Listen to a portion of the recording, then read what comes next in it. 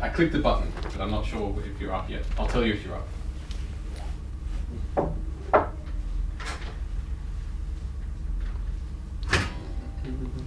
You may as well start talking.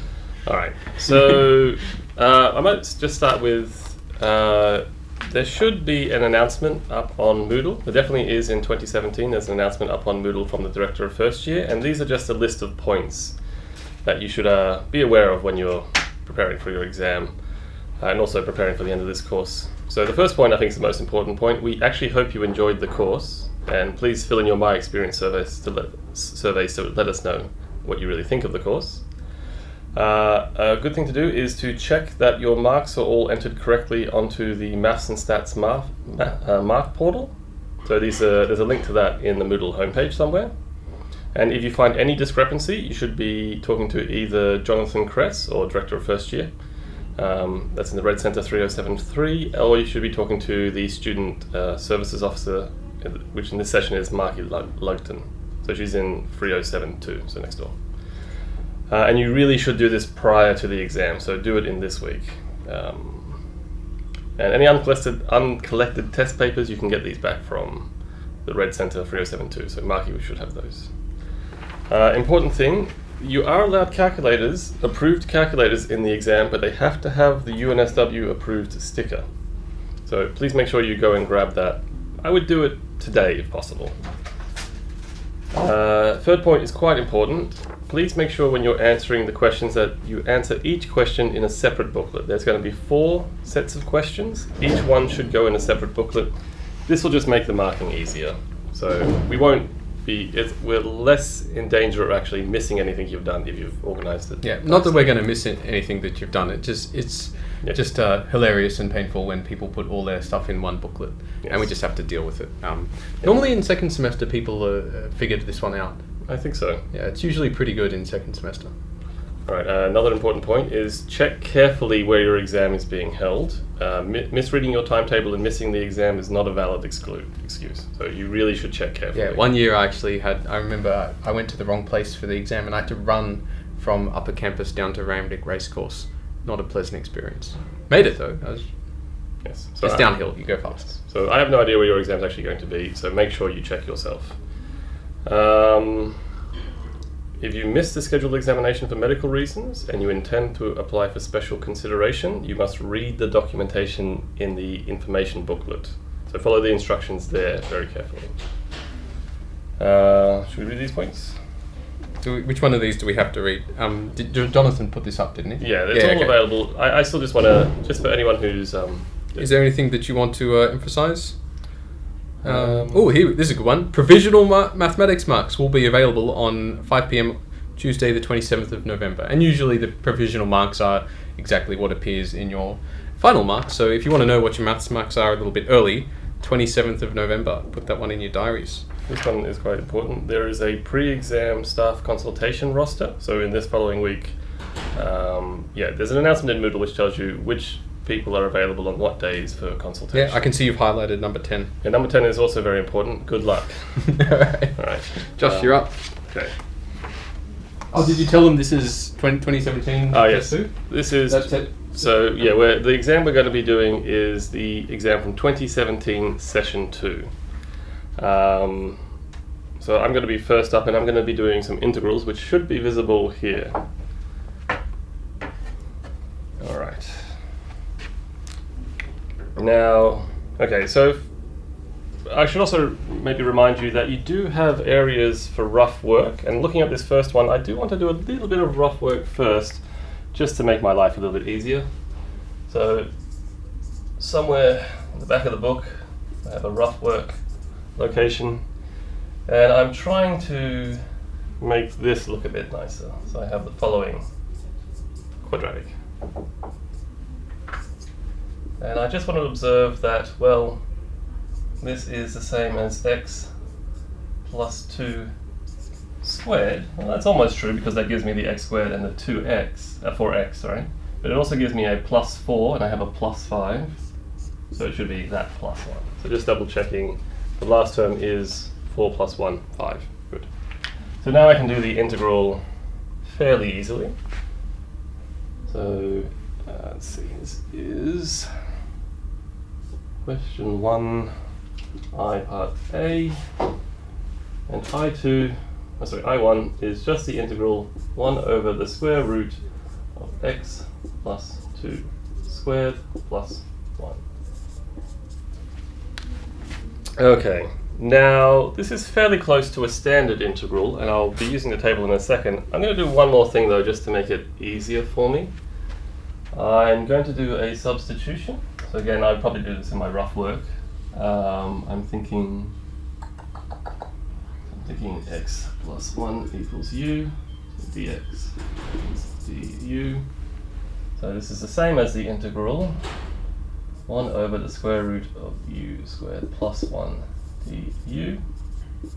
And because this is in my rough work, I might just copy it here where x equals u. X plus 1 equals u.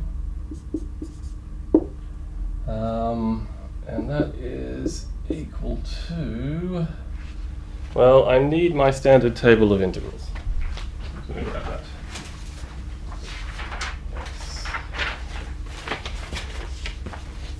So what's nice is we do provide you with a standard table of integrals, and this is actually just a standard integral. It's down here at the bottom. So this is the same as the inverse of the hyperbolic sine, the Shine inverse, of u plus a constant. Now, that's not the variable I want to end in because it was a the question was in terms of x. So this is the inverse of the hyperbolic sine of x plus 1. All of that plus a constant. Okay, so yeah, remember you have this basic table of integrals. Not every integral can appear here, of course, but all the basic ones that you probably need to. Okay, so second integral. Well, the second integral, actually I might point out, some of you may be able to go straight from here down to here. That's good, but I can't necessarily do that, so these extra steps in the middle help me. Let's see, second one, I2. So we have part B. Oh, Josh, everyone's saying x is... yes. Yeah. Yes. X plus 2 is u. That's right. Thanks. Yes, x plus 2. So it's not paying enough attention there. X plus 2 is equal to u. Let's see, next one, we're trying to integrate a cosine cubed times a sine squared. Now the helpful thing here is cos has an odd power, so I'm going to firstly just rewrite this slightly as the cosine of x, and then turn cos squared into 1 minus sine squared x times sine squared x.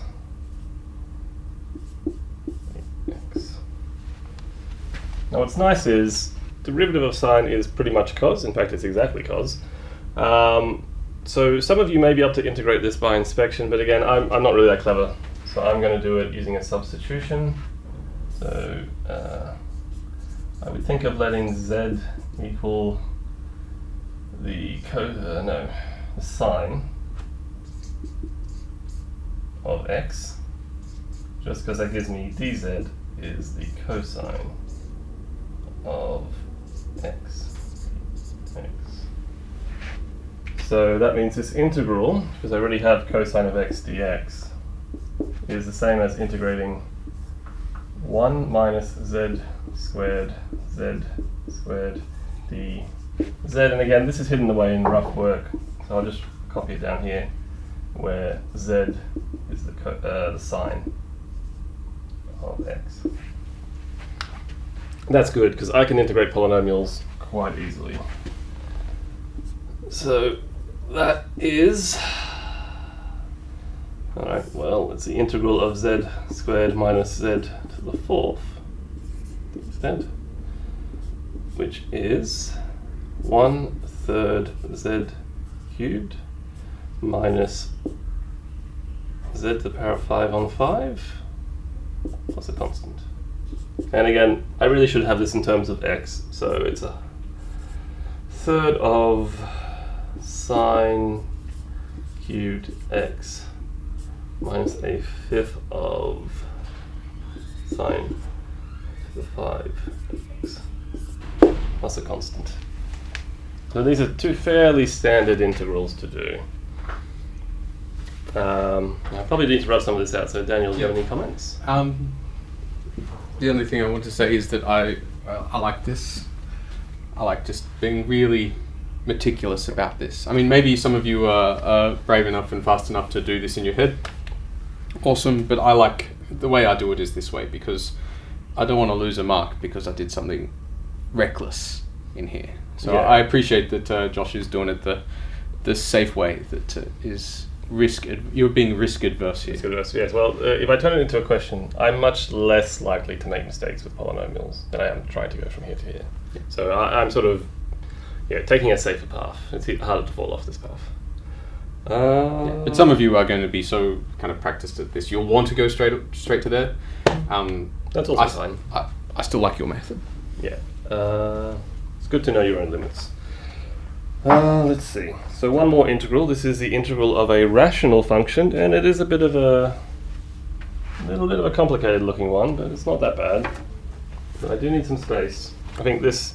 You can just rub it all off. Yeah, this will probably take twice the amount of space as it'll take the exact amount of space that I just used for two of these parts.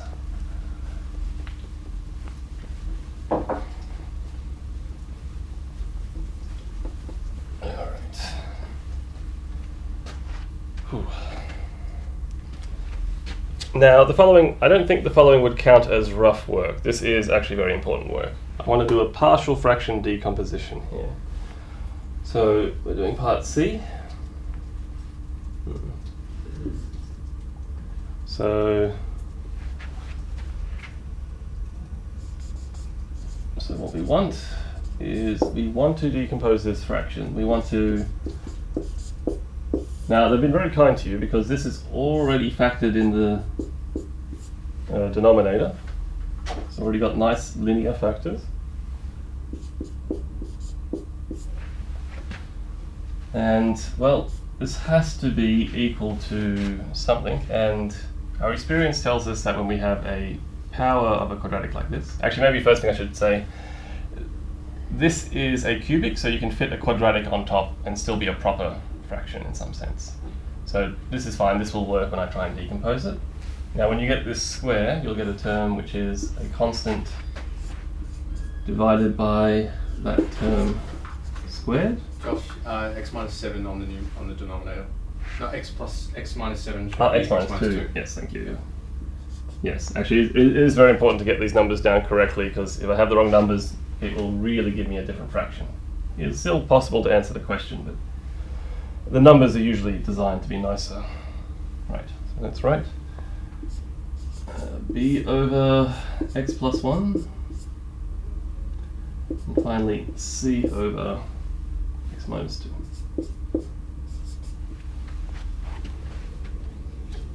Now, just a quick mental check. You could do this up to a quadratic, which has 3 parameters in a quadratic.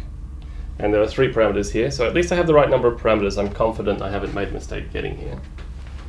And what this is telling me, if I multiply through by this denominator, I need to have x plus 7 is equal to a times, well, when I multiply this through, I only get an x minus 2 left. When I multiply this through, I still am left with an x plus 1. And this will leave an x plus 1 squared. Right. Let's double check that. Yes. All right.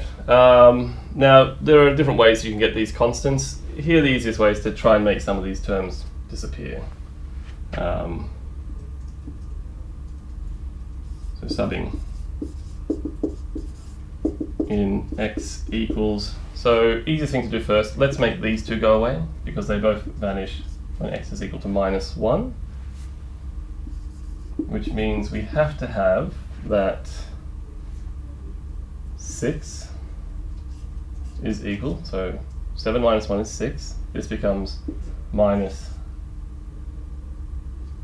Yeah, Josh, B should be, the B part should be B times x plus 1 times x minus 2. Ah, yes, it should, shouldn't it?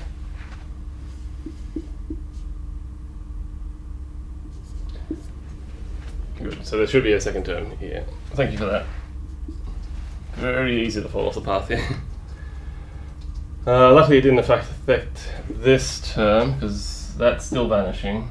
So I still get 6 is equal to minus 3a. So that gives me one of the constants. A is equal to minus 2. Okay. So let's see what we get. Let's now sub in. Well, I can make these two vanish with x equals 2. So the first one becomes 0, the second one becomes 0. This becomes 9, so 9 is equal to c times 3 squared, that's 9c, which is nice because it tells me c is equal to 1. Whew. And there's still one more number to work out, and you can really get this one in whichever way you want possible. I think let's just go for one more value different from these two. Finally,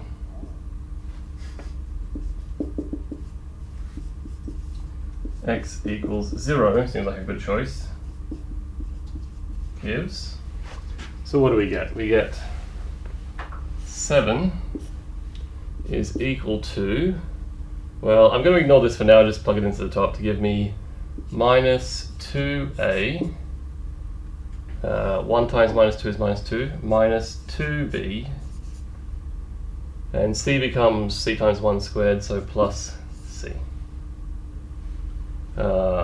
Which is equal to, because I know these numbers, 4 minus 2b plus 1. So that gives me minus 2b is equal to, subtract that off to get a 3, subtract that off to get a 2. So finally, b is equal to minus 1. Alright. So finally I can actually answer this question and get the proper integral. Alright. I might just get rid of this thing at the top. We'll leave just replace the A, B, and C. Yes. Yeah. Okay. I was thinking of that too. So, oh well, okay. Sorry, I wanted to write I3. Because in the exam I do need to write this down again. I'm going to use the shorthand. So I3 is just equal to the integral. And now I know these numbers. So it was minus 2. No, b was equal to minus 1. And c was equal to 1.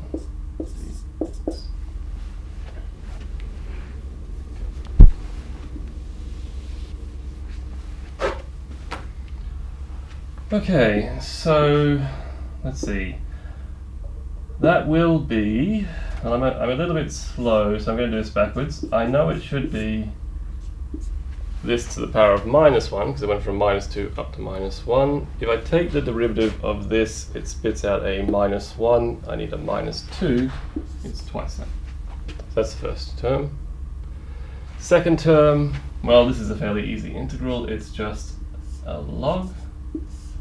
I would insist that you should put the absolute values in to make sure you can define this everywhere. This does give you the full integral in every point. And the last one's also just a log absolute value, x minus 2, plus a constant, of course. So I think I managed to prove that. This is quite tricky. It's easy to make mistakes doing these sort of questions.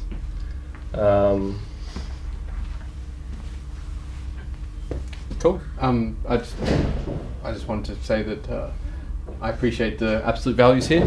That's really just playing it safe.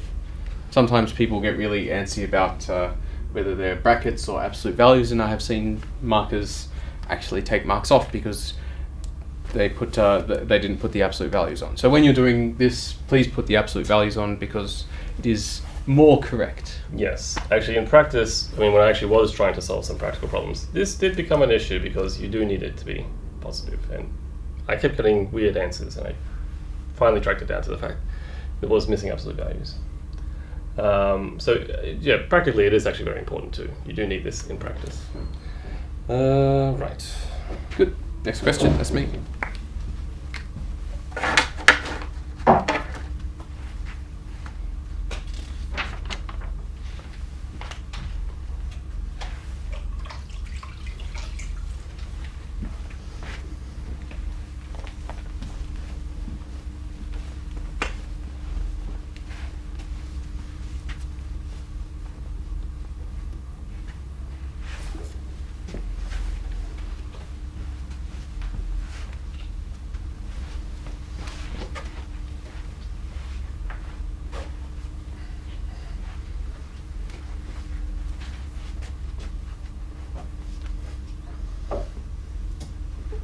Alrighty. My question. Oh, and apparently someone has a party with 43 people in it. I don't believe that. I need photographic evidence before I believe that. Anyway, I've got a differential equation to solve. So let me just say solve. Maybe not with this pen.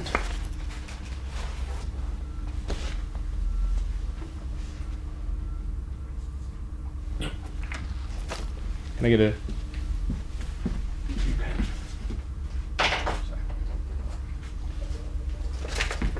All right, better pen.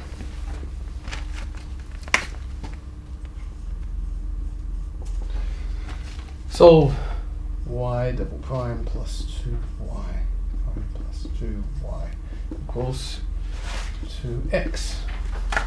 Right, and you can just, normally I go through a bit of a long-winded version of this. I'm just going to do it exam style now. Characteristic is lambda squared plus 2 lambda plus 2 is equal to 0. And you have to solve this to find lambda. This is lambda squared, lambda squared plus 2 lambda plus 1 is minus 1. And this here is a perfect square. So that's lambda plus 1 squared. And then I can take the square root of both sides. Lambda plus 1 is equal to plus or minus I. And so lambda is equal to minus 1 plus or minus 1 square root I.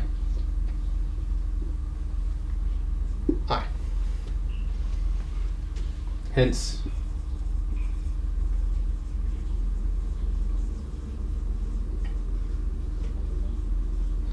is y, maybe we'll call it y sub h, which is a e to the negative 1 plus I x plus b e minus 1 minus I x. And when you've got imaginary eigenvalues here, it's customary to write it in terms of sine and cos. So first of all, I'll take out the e to the negative x factor, which is common to both those things, and write it as a e I x plus b e negative I x, which you might recognize as being a times cos x plus I sine x, and similarly over here. And you can actually write that as e to the negative x, and it's I think this is the preferred way, c cos x plus d sine x, where c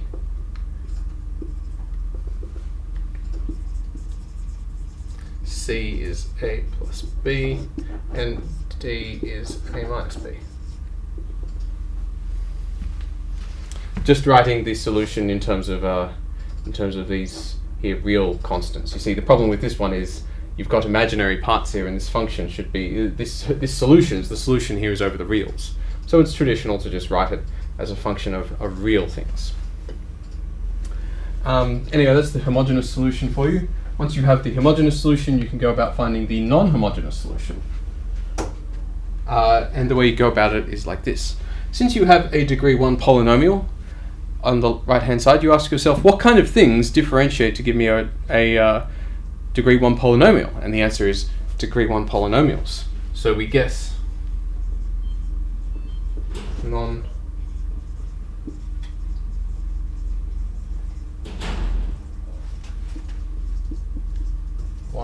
P is AX plus B. The only thing you have to be careful of with your non-homogeneous solution is that you don't guess a homogeneous solution. And since this is an exponential and trigonometric functions and this is a polynomial, there's no overlap here, so we can just guess the thing that we wanted to guess. Alright, so if this is a solution, then yp double prime plus 2yp prime plus yp is equal to, well, it should be equal to 2x, but instead it's equal to, well, so on one hand it's equal to 2x, and on the other hand it's equal to 0 plus 2a, this being twice a, and this being twice ax plus b. And so 2x is equal to 2ax plus 2a plus 2b. Which means that, so maybe I'll put in a little bit of detail.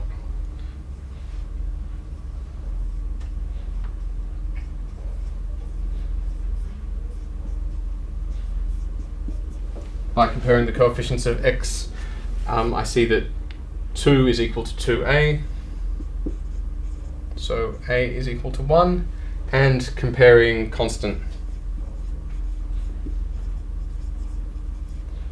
comparing the constant terms, here I have a constant term of 0, and here I have a constant term of 0, and here I have a constant term of 2a plus 2b, so 0 must be equal to 2a plus b, which tells me that and a is 1, so b is minus a, which is minus 1.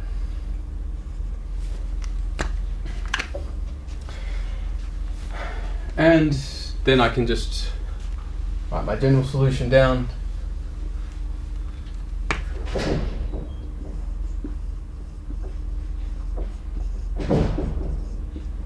Is y homogeneous plus y non-homogeneous or particular, which is e to the negative x a c cos x plus d sine x plus x minus 1. Good. Josh. Any comments about that? You might want a different pen, by the way. Yes, that one looks like it's dying. It's done. No, this is exactly what you need to do. I mean, you really do need to know what the homogeneous solution is. This will tell you if there's any problems lurking in the this forcing term here, this inhomogeneous part. But frankly, this is quite different. It's cosine, exponentials times cosines and sines, and that's nothing at all like the polynomial. So it won't be a problem. Someone did ask, what if you do have a different forcing function? Well, you do have to know what to do for each particular case. So polynomial, you try polynomial, exponential, you try exponential. I don't think you'd get something like this, but if it was of this form, you'll try something of this form. That would be a problem in this case, so you'd have to do your little trick of saving it, multiplying by x. Yeah, I would suggest just give it a go. Try changing the right-hand side to whatever you want, and you can easily check your answers once you have them, because you can, for example, plug them into Maple before the exam, of course. And is it worth checking? Because this is quite a simple one, so it might be nice just to quickly plug it back in and see if it works. So yeah, there's only one term which gives the x, and that's from, where is it? Here. So when you plug this in, the only x that survives is 2 times that. Good, that's nice. And this becomes the constant plus 1, and that balances out. So in my head, I can quickly check. Yeah, I haven't made a mistake. Yeah, I wouldn't go and check the homogeneous solution though, because it takes too long. Yeah, I'll just trust that as long as we got the roots correct, this is exactly what it is. If you're going to check anything, check the characteristic equation. Okay.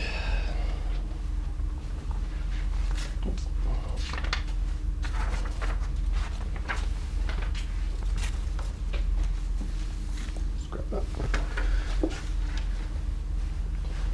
Ooh, looks like a long one coming up.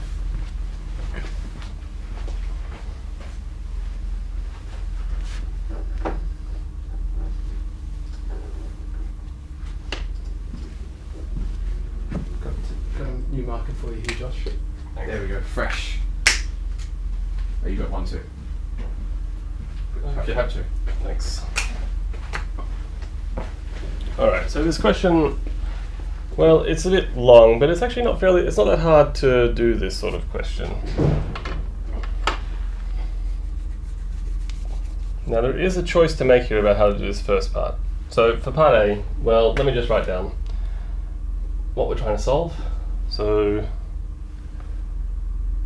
we're trying to solve the following. We're looking for V3, which is -2, -1, 1, is some linear combination, so some alpha times V1, 1, 1, 0, plus some beta times 1, 2, 1. Now, usually I'd like to go the safe route, but looking at this, I mean, they tell me it's possible, and I believe them. This last component here is very, very helpful. So,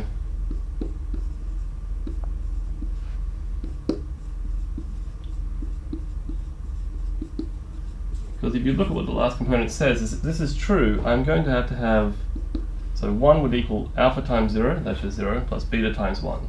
I would have to have beta equals 1. And I just can't ignore information like that. You have to sort of grab that.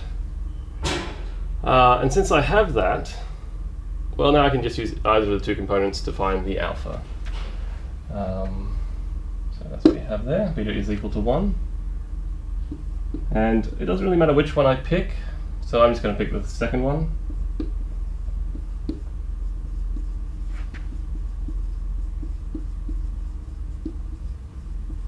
And the second component says that we should have -1 is equal to alpha plus 2 beta, which is alpha plus 2. And that's very nice, because the only way to make this equal to -1 is to take alpha equals -3. And, well, it's not too hard to check. I've checked these two, I've sort of made these two components work. I still want to double check that the first one works. So this is just some rough work on the side here. I need to have -2 equal to alpha plus beta, which is -3 plus 1, and that works. Good. So yeah, it is right. But that gives me alpha and that gives me beta, so hence that's my answer to the first part. V3 is equal to -3 lots of V1 plus 1 lot of V2. Alright. Now maybe some of you can just write that down immediately without writing any of this down. Well, that's fine. They just say do it. Here it is. So part B, does there exist a linear map such that these values here are what the linear map assigns? Well, if that's true, there would be a very particular consequence of that. Do you have any comments before I rub this out? Looks good. Maybe the one thing I would want to say is that if you didn't see it immediately, maybe if they didn't have a 0 there, then you could solve this with row reduction. Yes. But this is particularly nice. Yeah. I think they were trying to be helpful to you. They were trying to say, look, we're giving you one for free. So yeah, I just couldn't ignore that thing. I can do it using row reduction. It's a very safe method. But I mean, this is the intention of the question, because they put a 0 there. They do mean you to do it this way. Cool. Sorry. All right. So, we need this piece of information. So I'll leave that up.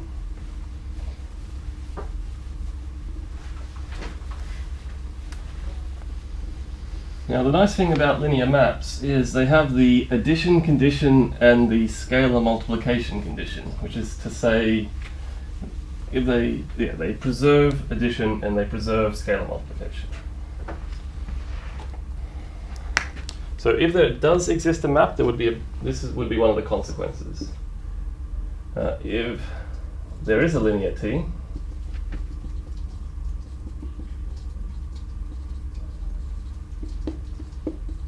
then we would need that T of v3, which just by definition, because I know v3 is minus v1 plus v2, if it's linear, you would also have to have the following.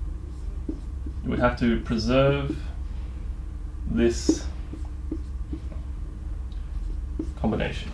So just applying t to the vectors first, if it's linear, should be the same as applying t to the whole lot. Now this I can actually calculate, because this is just minus 3 lots of 163 plus 1 lot of minus 2, 16, 2. So that is, so slowly, it's minus 3 minus 2 minus 18 plus 16 minus 9 plus 2, which is, I mean, this is just a straightforward calculation, minus 5. Minus 5 minus 2 minus 7. So that's what we would need to be true. We would need that v3 acting on that is that. Now if you look at it, it's not. Because the map says that they want this to be something different. So I'll just say, and this is not the same as minus 6, minus 3, minus 8. I think that was the one, wasn't it? Yes. Which is t of v3. So we don't have that equal to what we want. We need this to be true, it's not true. So hence, t cannot be linear. There's no possible way this could be linear. A linear map.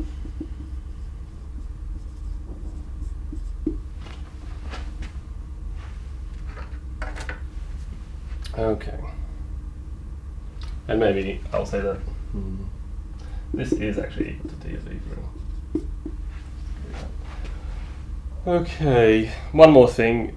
What is the relationship between the span of v1 and v2 and the span of all three of them?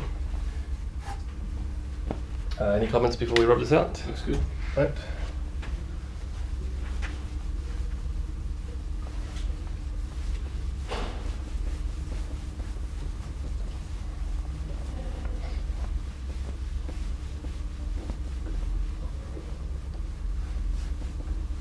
Now there's a kind of, well, I'm not going to say trivial, but there is a statement you could make that this span should be a subset of the other span, a subspace of the other span. That would always be true regardless of these vectors. But v3 is a very particular vector because we have the fact that v3 is actually in the span of v1 and v2. It's in the span because I can write it as a linear combination of v1 and v2. So that gives me the following statement. So if I didn't know anything, and I wanted to get a relationship between these two, I would have that this is a subspace of that. But I can do better here because this is actually just inside the first two. So these actually have to be equal. So yeah, you can make a much stronger statement for this case. This span is actually equal to this span because this is nothing new. Okay.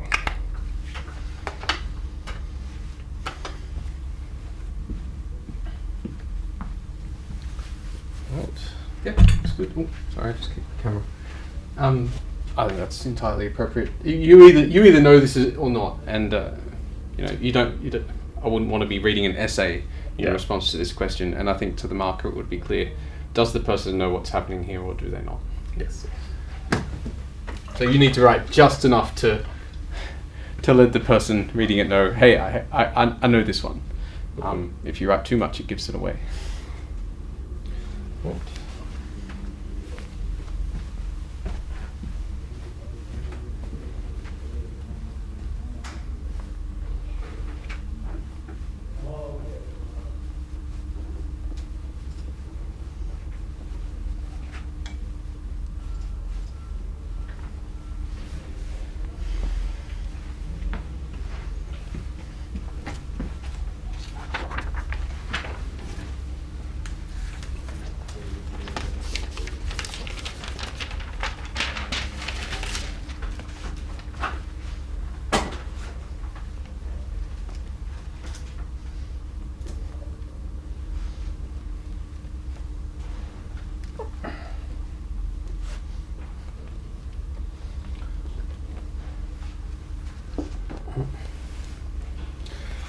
Okay.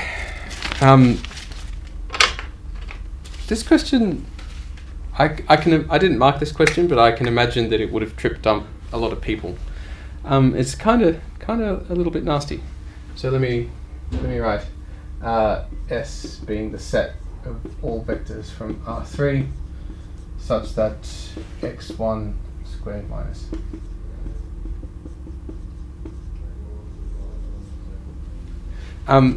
now whenever you encounter something weird like a set like this, it might be helpful for you to try and imagine what kind of elements would be in this thing and get a feeling for it that way. At least that way you have, just kind of moving symbols in the dark. If you have some kind of feeling for what they are, then you might have a better chance of answering the question. As it stands, the first part of this question is just prove that it's closed under scalar multiplication. And we say if U is an element of S and lambda is just some real number, proving that it's closed under scalar multiplication means that I must conclude therefore lambda U is an element of S. So this is the setup to proving something is closed under scalar multiplication, and your job is to use this fact to arrive at this fact. So if U is an element of S, then U is of course an element from R3, and the other thing I know about it is that it obeys this Pythagorean kind of relationship, and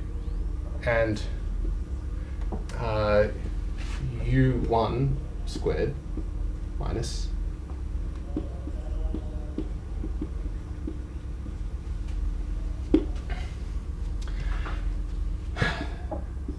then lambda U. This is the thing I need to prove is in S. Well, lambda U, of course, it's an element from R3, and does it satisfy this relation? Well, lambda U1 squared plus lambda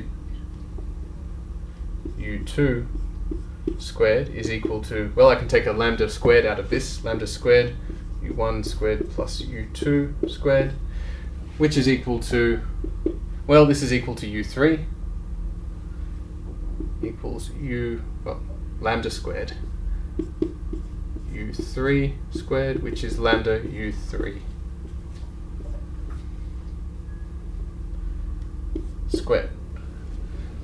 So for this, it is the case that the first component squared minus the second component squared is the third component squared, and critically I had to use the fact that I had to use this fact, and therefore lambda S is in U.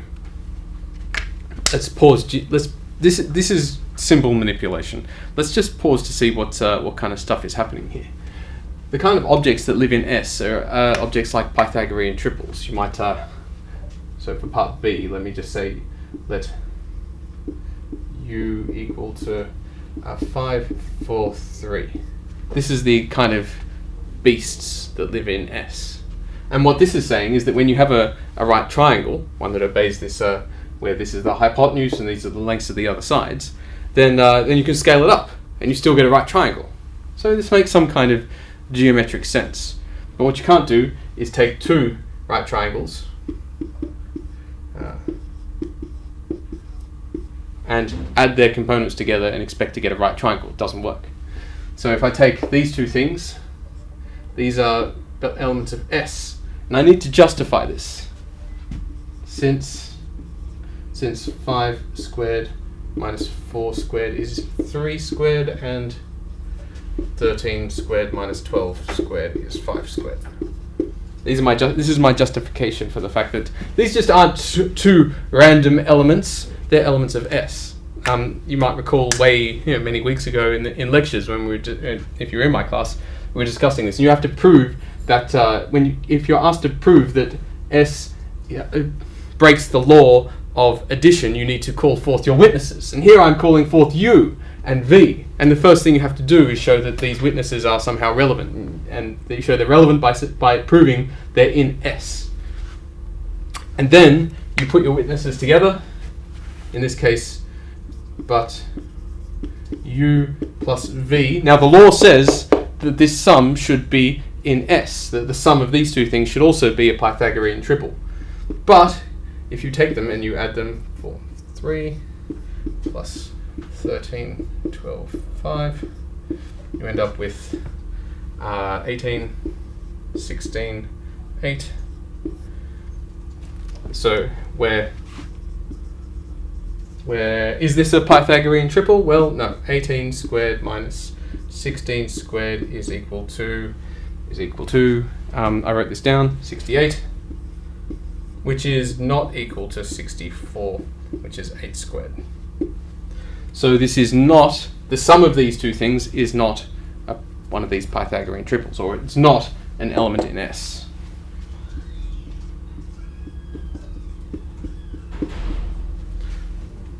So this set breaks the law of addition. You take two elements from the set, you add them together, the sum is not in the set.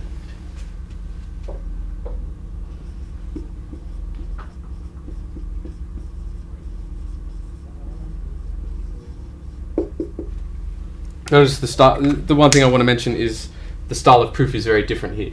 When you're proving something obeys the law, you need to do it for every possible every possible vector. But when you're proving it breaks the law, you need to only show, in fact you must show, for some explicit u and some explicit vectors, or scalars, but explicit values of things where the law is broken.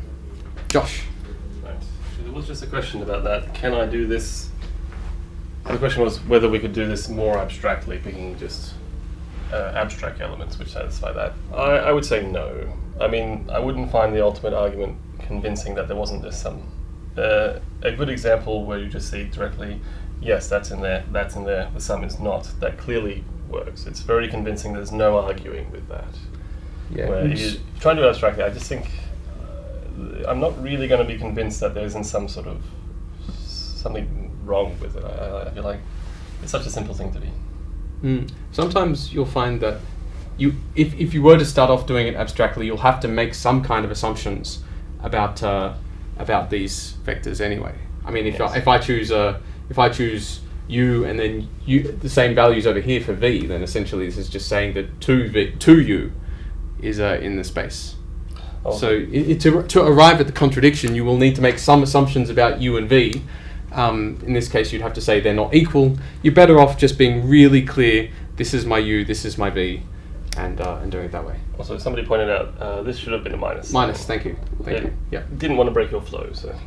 No, that's cool. Thank you. I do like these examples because, especially, this is the relationship for a Pythagorean triple, just written slightly differently.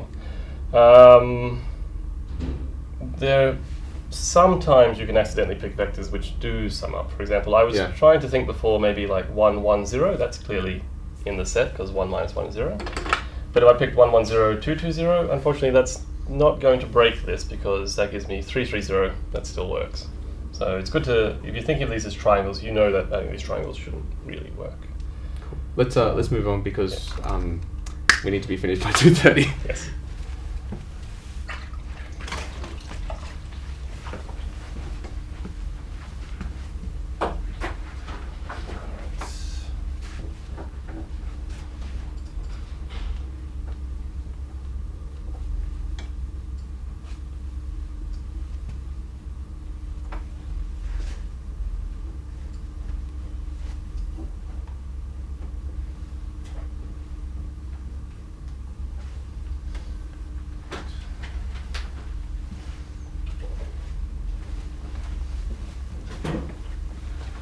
Okay, now unfortunately this next question is quite long.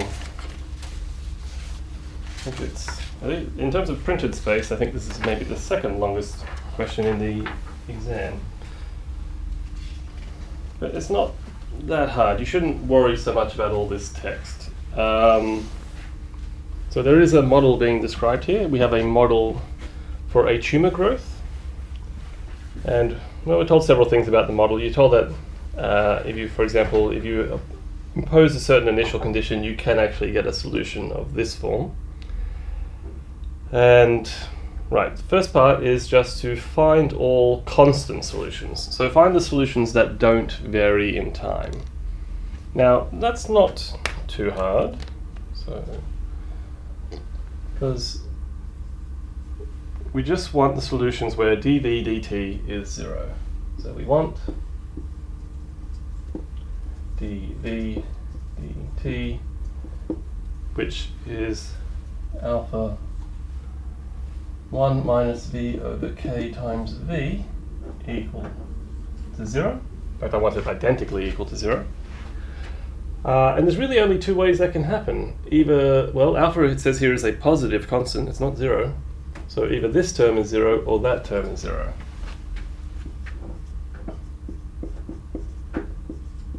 So either v is equal to 0 or 1 minus v over k is equal to 0. And that second one just tells me that v is equal to k. K was just a constant. So there are two constant solutions. Either you can start at 0, stay at 0, or you can start at k and stay at k. And I think that's all they really want for this question. You spot that these are the two solutions. Now it says here, find the behavior of the general solution as t goes to infinity. And I'm assuming this is for v not equal to 0. That's not actually in the question, but I'm pretty sure that's what they mean. So we want to see what is the limit of the following. So I'm trying to understand the limit as t goes to infinity v of t, which is the limit as t goes to infinity k over 1 plus k over v naught minus 1 e to the minus alpha t. And alpha here is a positive constant, so this is going to be e to something tending to minus infinity, so the power up here is going to minus infinity, and we know exponential goes down to 0. It's exponential decay. Wait, I might just point that out.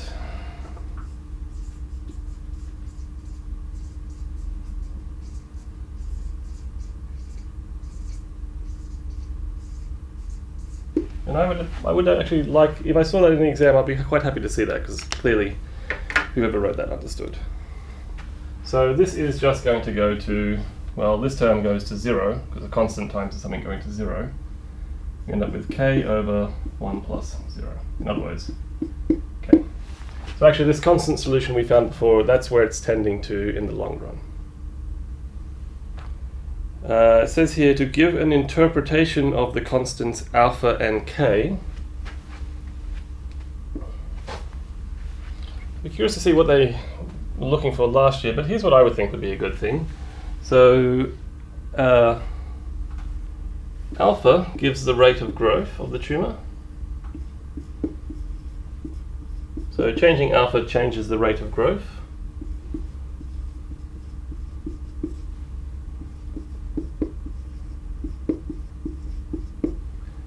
And k, well, looking at this, we know that in the long run, all tumors grow to size k, so tumor is the, what you might call the maximum size, or the maximum growth size of the tumor.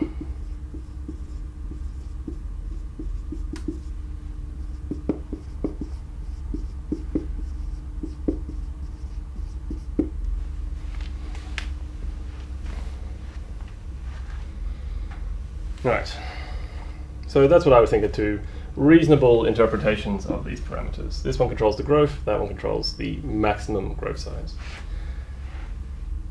Okay, I think I will need a little bit of room for part D. Do you want to make any comments? No, looks good. So for part D, we're given a different model.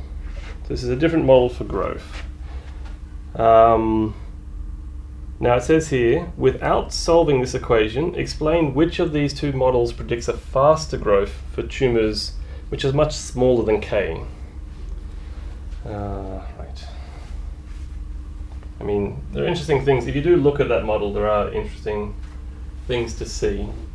For example, in the second model, when v gets close to k, it becomes log of 1, which goes to 0. So there is another constant solution there. So they're very similar models in a sense. But I'm really just interested in what's happening for small v.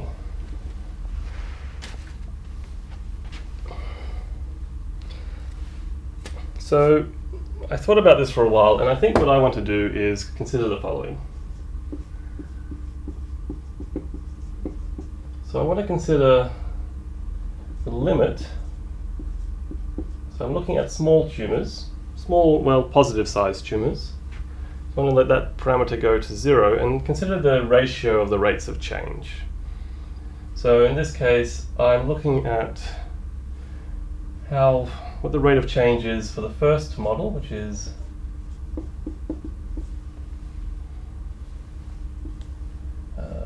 that, and the second, oh sorry, that was the second model, and the first model, which was alpha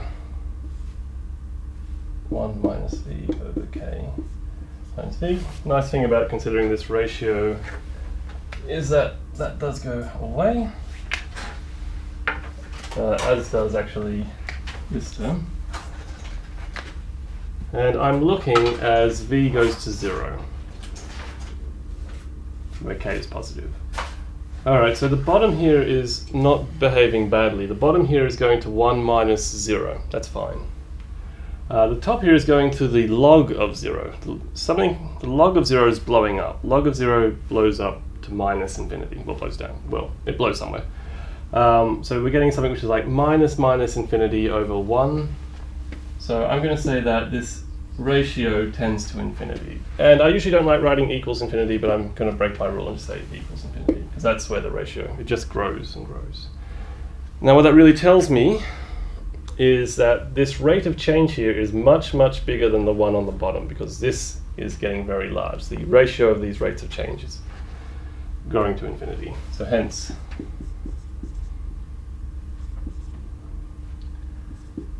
the rate of change is much larger for model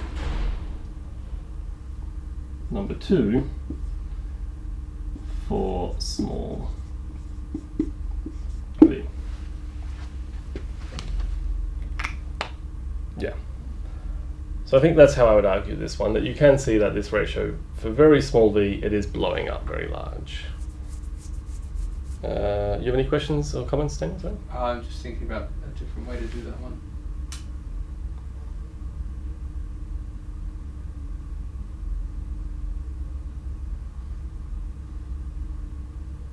You know what? That's fine. I'm not going to confuse the issue.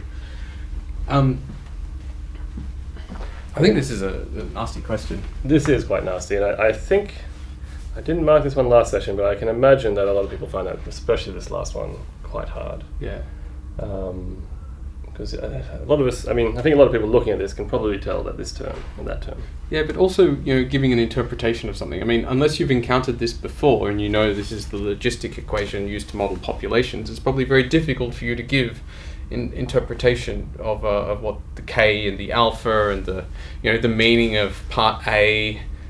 Probably all of this is just confusing because unless you've seen it before, which it's not even in the syllabus. So yes. I don't like this question. Well, I feel like the first parts did try to lead them to the answer. It says, here are some constant solutions, what's happening for large things, and then, the interpretation is quite hard. You have to really pay attention that we gave you 2 hints at the start. Still don't like it. All right. All right, my question.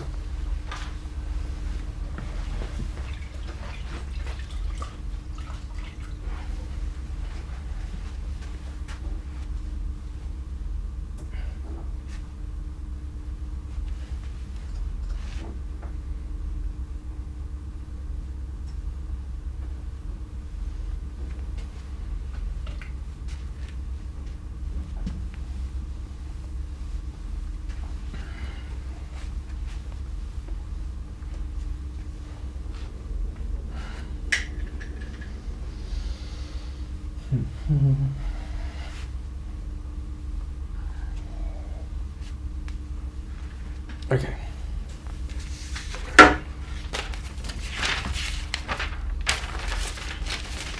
Alright, we have yet another very verbose question. The important thing to do here is extract the relevant information. So you're told, if you read the question through, you see it's a total differential approximation question, and hopefully you know or recognize or remember enough about these style of questions to know what is relevant and what is not relevant.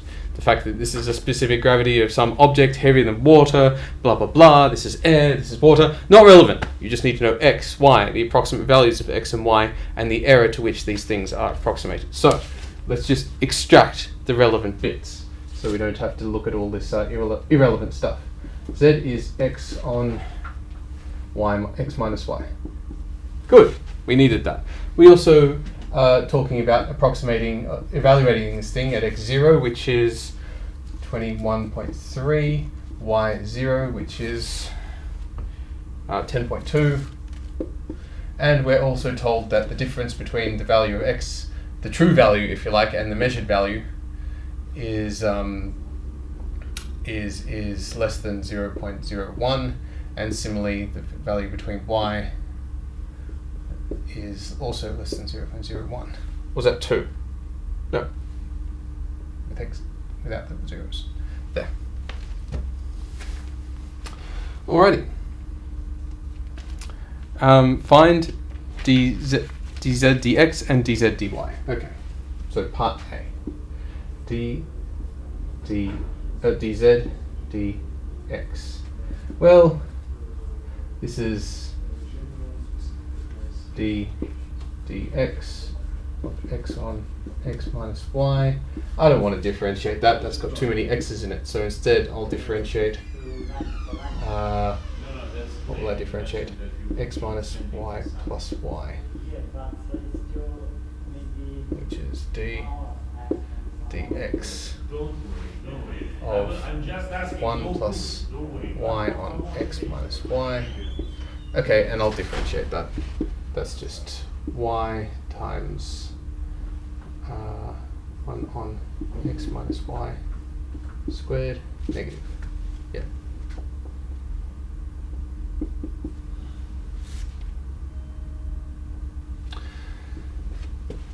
And I also need dz dy, and that's dy,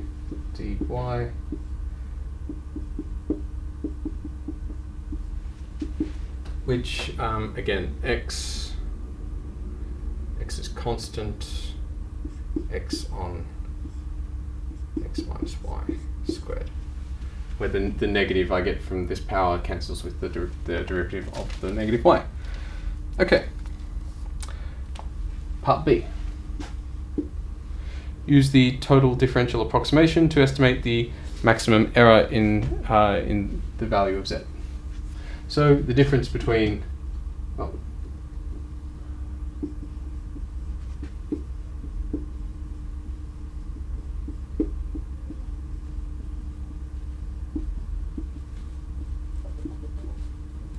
so z minus z0 is approximately equal to dz dx evaluated at x0, y0 times x minus x0 plus dz dy y x0 y0 evaluated at y minus y0. And because we have absolute values here, and we're asked to find the absolute value thing here, we'll go z minus z0 with the absolute values around it, and then that's going to be less than or equal to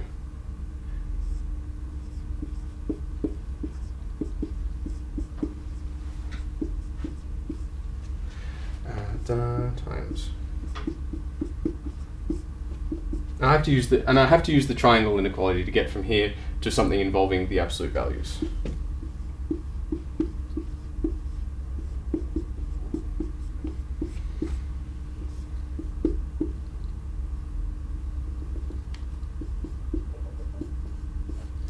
Good. So maybe I'll say bye.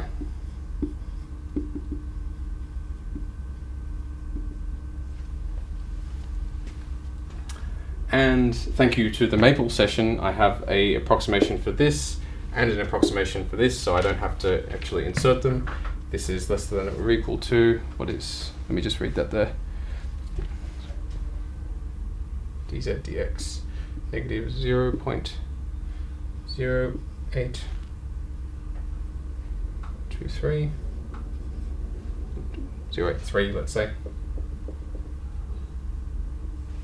times 0.1 plus this one, 7.3 times, which should be equal to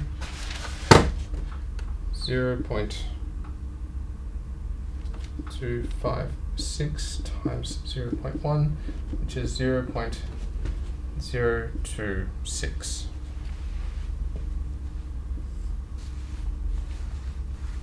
Josh. Right. So yeah, it's very helpful of them to include this Maple output, and we always like to think that you shouldn't need a calculator to do these exams. You should have one just in case you maybe. But this question was specifically designed that you don't need the calculator, so I think a good design exam will be like that. I find myself curious to know whether approximating to 3 decimal places here has sort of made this inaccurate up to that 3rd decimal place, but to be honest, the markers aren't really going to care about that, I think. You know what you're doing, you're using the output correctly. I feel like that would be right. So there could be a plus or minus 1 in this digit here, but I don't think anyone in their right mind wouldn't mind. Yep, and that's fine. Nothing else to say about that, really. This is a very cute trick here to make that top not depend on x at all. I think I wouldn't have spotted that. I would have just gone and differentiated this and ended up getting this the long way. This is me just being ultra lazy. Yes.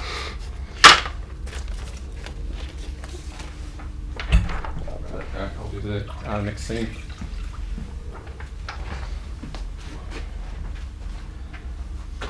Ooh.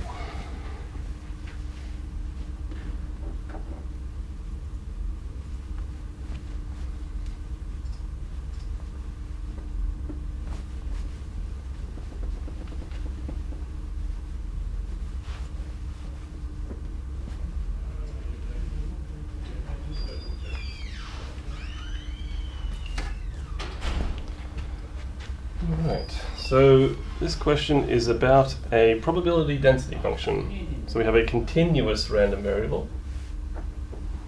So it's defined over all real numbers. And it's not quite completely defined because there's a parameter in there we need to work out. So part A is what value of k makes this a proper probability density function. So, alright, question part 3, part A. And again, there's really only one factor I can use. We need the following. We need that the integral over all real numbers of the probability density function should be 1. It should be total probability 1. This is the law of total probability.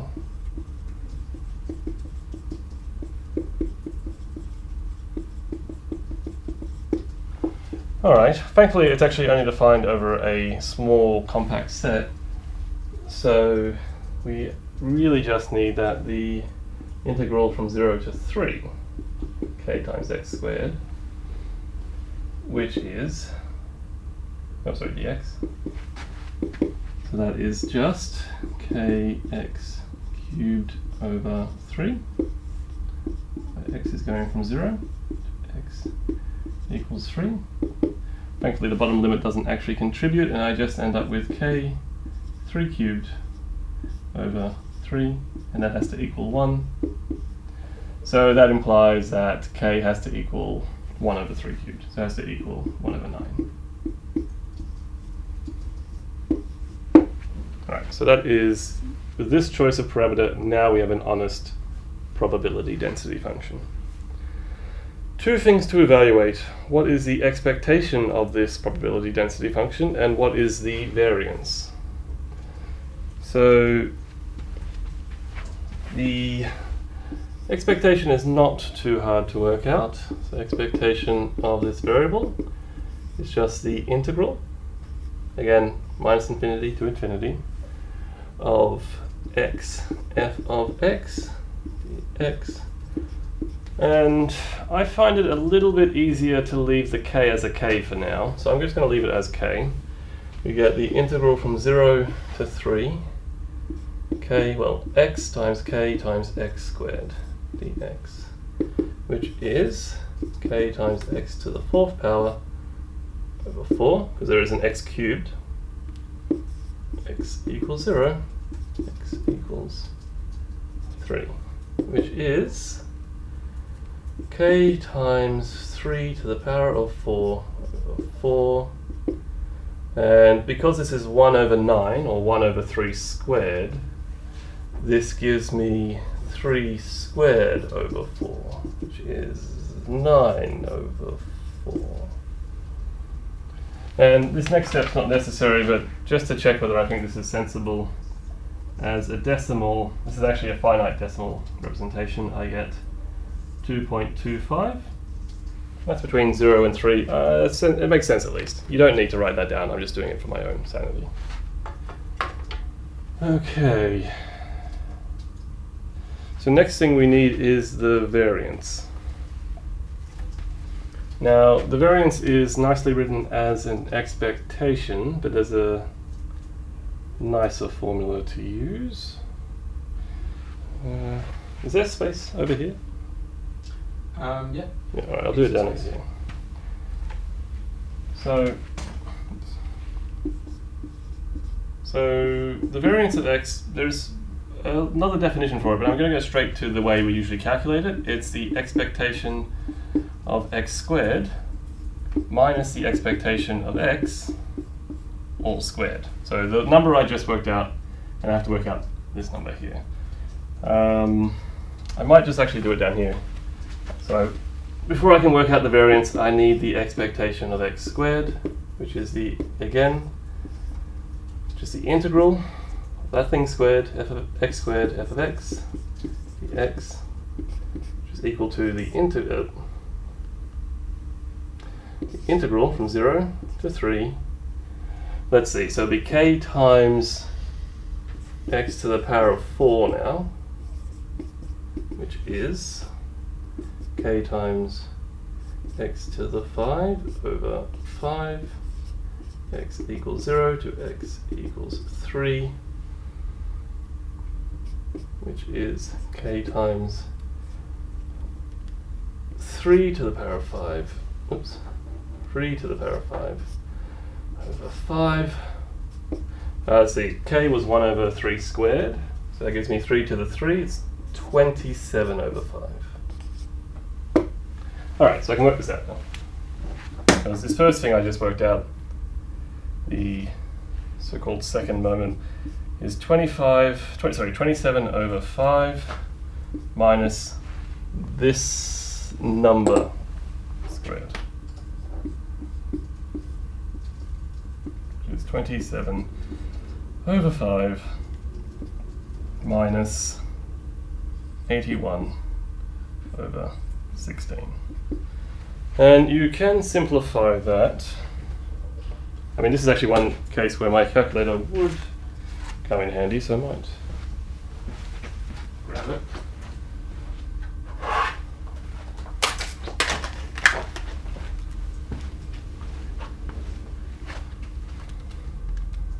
Oops.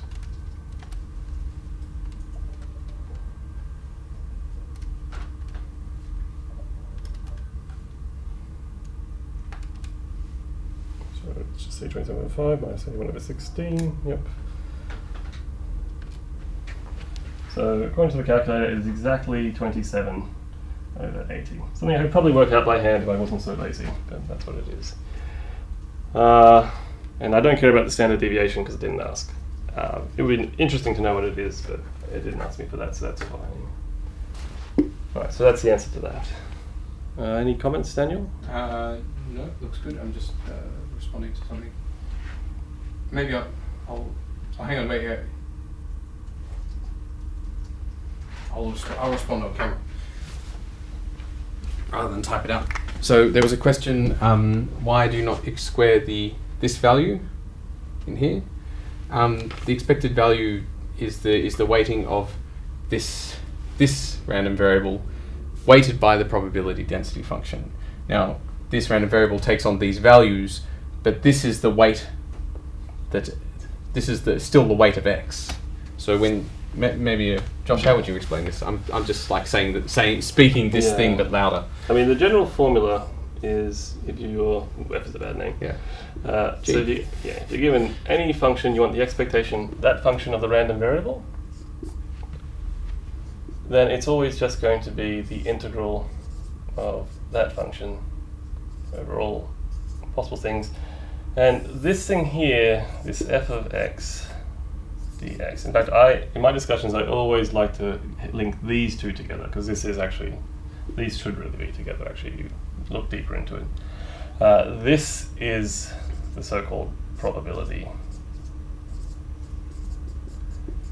Well, show you. Well, the technical term is a probability measure. So it's really these things. The probability goes into this term at the end, and this is just the function. So you shouldn't be thinking of the f of x with the x. This is sort of, they're two separate things. You got the function, and then you got the probability. So just they are separate. Cool.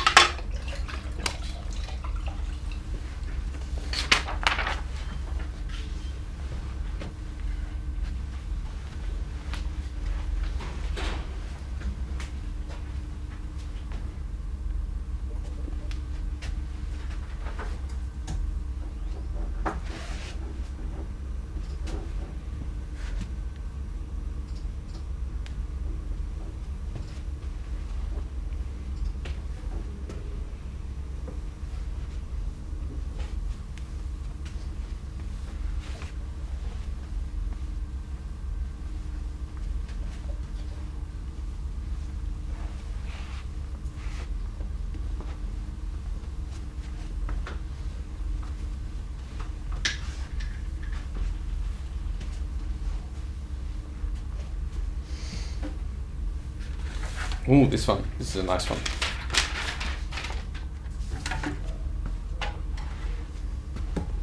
So we have a linear map, and it reflects vectors in the line as shown.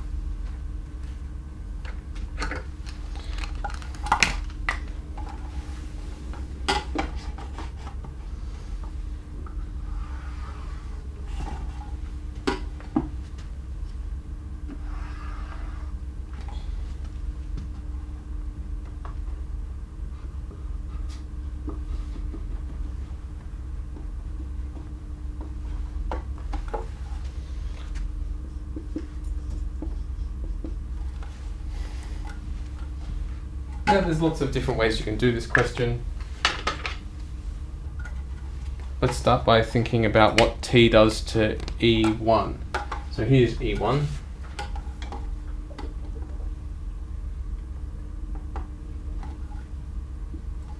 And this is the vector E1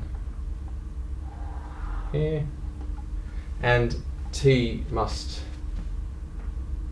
send that, reflect this vector through here. Let me see if I can get this right.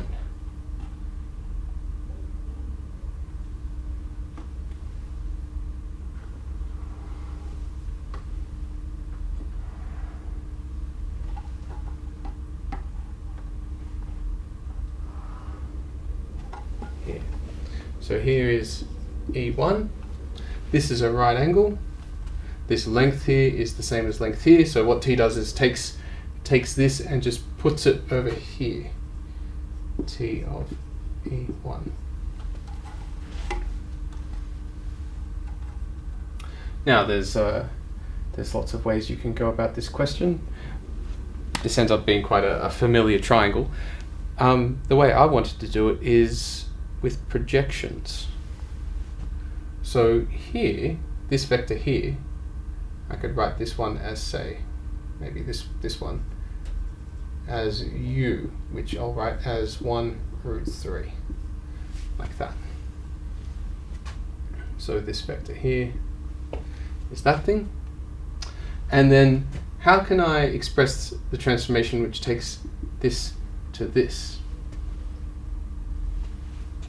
Perhaps it's clearer if I do a parallelogram.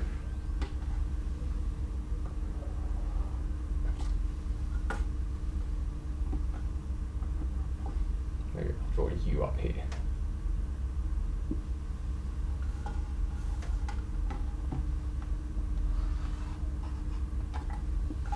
So, the first thing I can do is obtain this vector.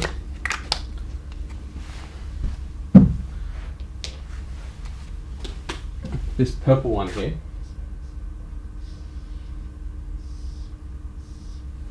This purple vector is the projection of E1 onto U. So, proj onto U of E1. And to construct this vector over here, I just take that, I take it again, and then I subtract E1. So T of E1 should be equal to twice the projection onto U of E1 minus E1,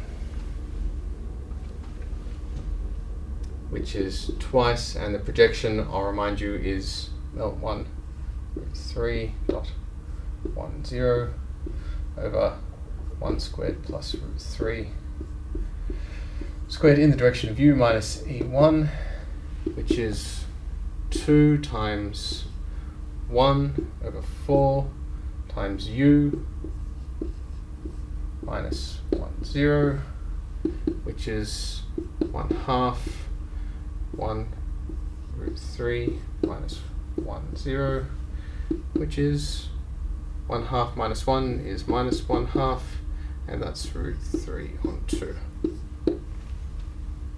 Similarly, T of E2 is just twice the projection onto U of E2 minus E2, which is twice 1/3.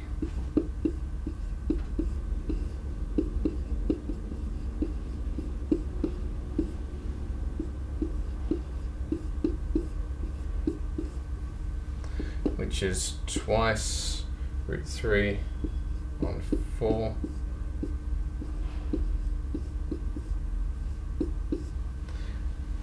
which is, let's see, that's just going to be √3 on 2. This one here is 6 on 4, so that's 2/3, 6 on 4, 3/2.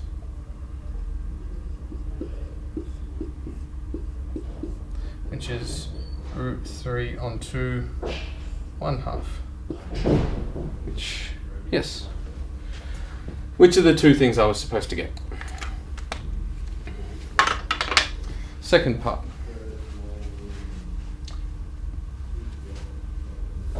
Yeah? Someone did ask, is there an easier way to do this? Easier way. I mean, you could probably reverse engineer it. I mean, you do know what this point is. These will end up being familiar triangles to you with 30 degrees and. I must admit, this isn't actually the way I did it. When I did it, because I was taking a look at this question, I think this is actually fairly easy. You just calculate this. There is another way to do it. Go on. So I might point out the way I did it, just because my experience with these projections is always to use the normal. So in my case, I had another vector. This is going to be easier. Yeah, I'm not sure if it is good. Well, so the thing is, you have to know what this normal is. So I need a vector perpendicular to your u, which is actually fairly easy to write down. Say 1, √3 minus 1. So my formula would have been slightly different. Instead of, do you want me to? I'll go down here. Because I might need to make a picture just to explain how this works. So in this picture, so oops. So this is my V. This is the plane. I just want to work out what this part is here. So what this vector is here, the projection of my vector onto the normal, and then I just need to subtract two of them. So in my case, for example, you get t of e1 is equal to just e1, and then I just need to project onto this vector, subtract 2, so minus twice the projection of e1, in this case onto v, the normal to that plane. Which isn't really much easier than this, to be honest. It's pretty much the same calculation, but this one is using a vector perpendicular to the line. This is one which is normal. I actually favour this one because when it comes to projecting in 3D planes, I know this is what I need to do. 2D, you can be a bit more fun. I didn't even think of this. This is quite nice. But yeah, I don't think either of them are really kind of easy. No. There probably would be lots of ways to get to here. Look, you could probably bash it out just because you know what the coordinates are here. This triangle will end up being familiar to you. Yeah. You could probably work it out that way. Yeah, and that I don't think that would be easier at all. I think projections. No, either of the projections. That would involve like a page of sine, cos, and tan. I think this is the easiest way. There might be ways that don't involve projections, if that's what you mean, but I wouldn't describe them as easier.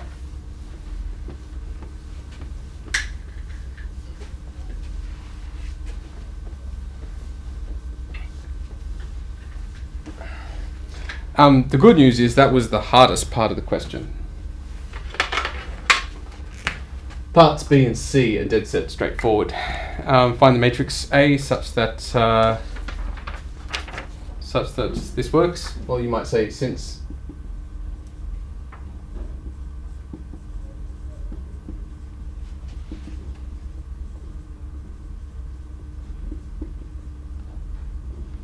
reflection is linear transformation by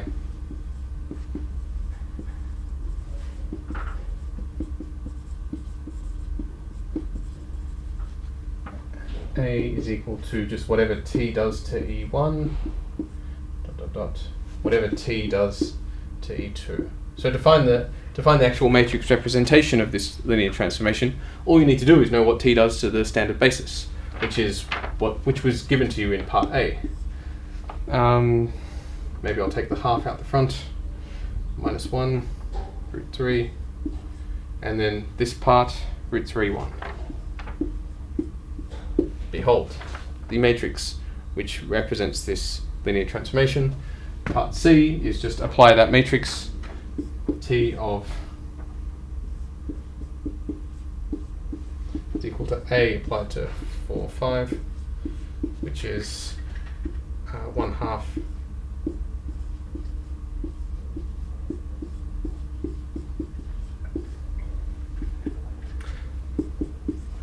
so that's minus 4 plus 5 root 3, 4 root 3 plus 5. So the next two parts were very simple, but the first part was hard. Mind you, the first part, well, you may not have gotten the first part, or maybe it just wasn't worth your time, but you could still answer parts B and C. So please don't write off the whole question because you didn't get part A or you didn't have time to do part A. You can still, hopefully, have a crack at parts B and C. Actually, yeah, someone did point out that I think because the question was designed to be fairly nice. The angles were very nice. You could work out. You could have done the question with sine, cos, and tan. I wouldn't. Yeah, I still don't like. I mean, I wouldn't like it wrong, but I wouldn't like it because as soon as I change the plane to something you're not familiar with, you don't know what to do anymore. Yeah, you have to solve all these weird angles. Also, you have to do it twice. Once for the t of E1, another time for t of E2, and you just get angles everywhere. And why would you prefer that when you could have projections? So yes. Okay.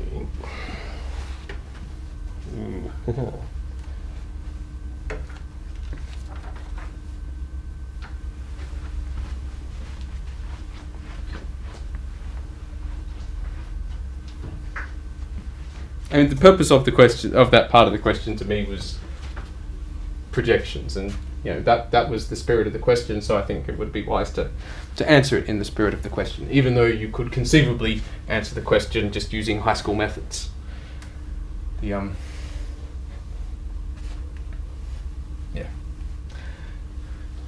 Josh. Alright, so we have the super long question up now. Ooh.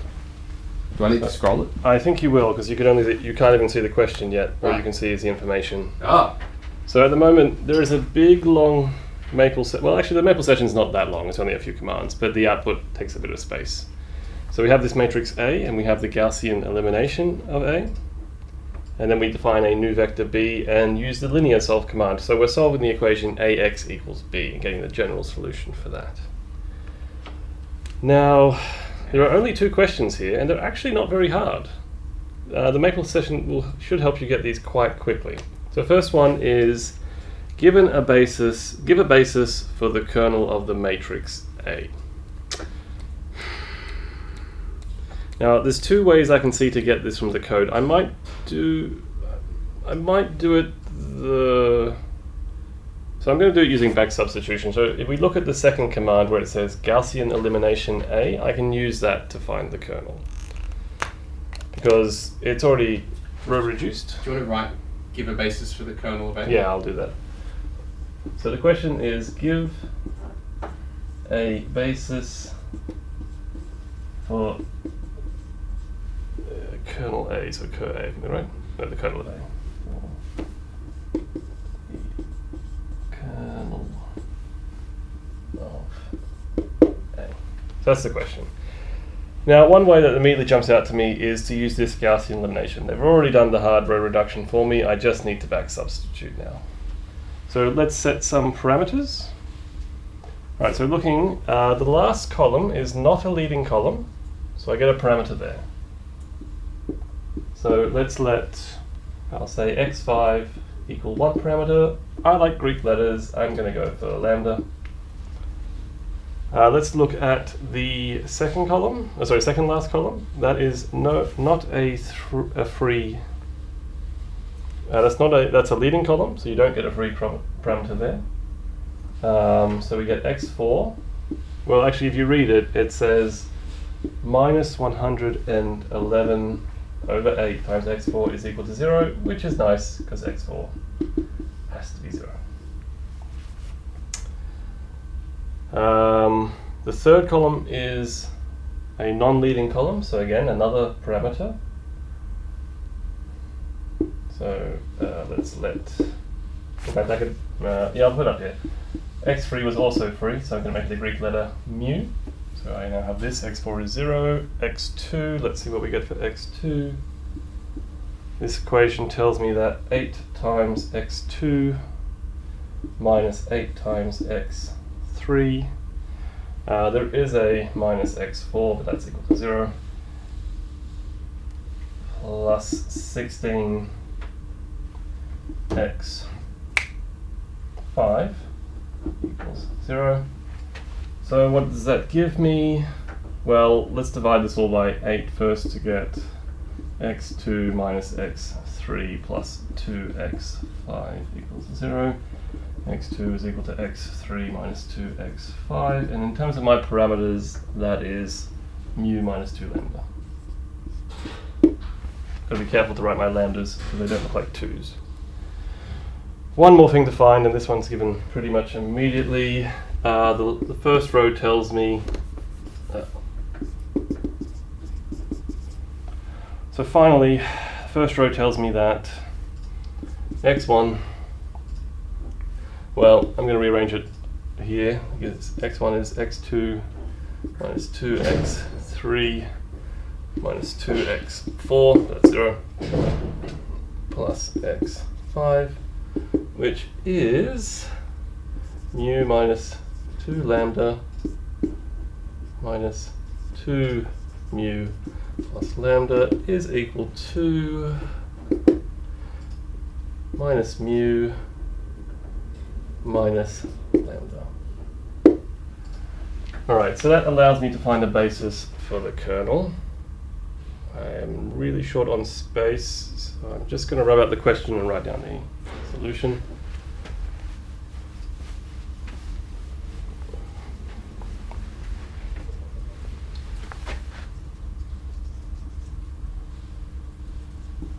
So x in the kernel implies x is of the form. I just need to write this down. So it's going to be the sum of two vectors.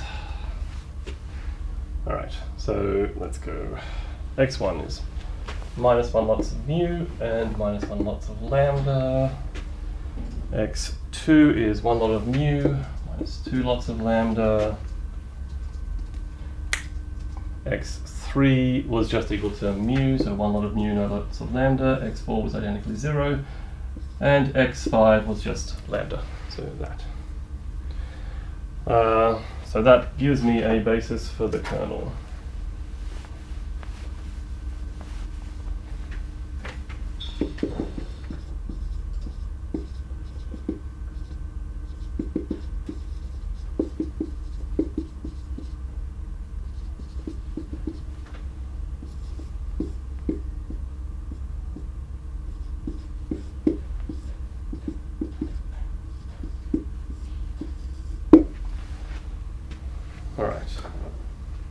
I feel like there should be some comments about this particular solution. Do you have any comments?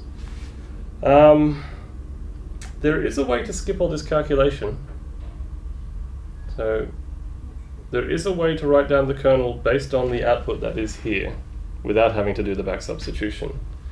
Should we let them know? Do you know what it is? Could you show me the linear solve command? Yeah. Just make sense better. All right, so if you look at the linear solve command, what's very nice about solutions to this, every solution of the equation AX, so we're looking at solutions of the following equation. AX equals B. Everything here can actually be written as a particular solution, so X particular, plus something in the kernel. So you end up with a particular solution where this is an extra thing which is actually in the kernel. Now actually, if you look at the answer I got, this is exactly the solution they get when you remove the constants. So the coefficient of T3 in the output was actually this vector, and this was the coefficient of T5. Now this is, I think, a very advanced piece of knowledge. Yeah, I don't think they're ready for this witchcraft yet. Maybe second year stuff. So in the future, you'll be able to actually, So I think this is a fairly fail-safe way to do it. You just have to back substitute and solve. For those lucky few who did actually realize that this was just given in the output as well, that's good, but I don't think we expected that to happen. No, we didn't. We haven't taught them this. No. All right. Part B is actually also very simple. So part B is, let's just give a single solution, any solution to the equation AX equals that vector, and that is the vector B. So you already have a parameterized solution.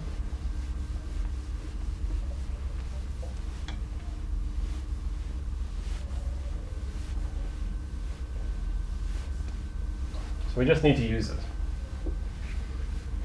So linear solve gives you, it does give you the general solution to this equation.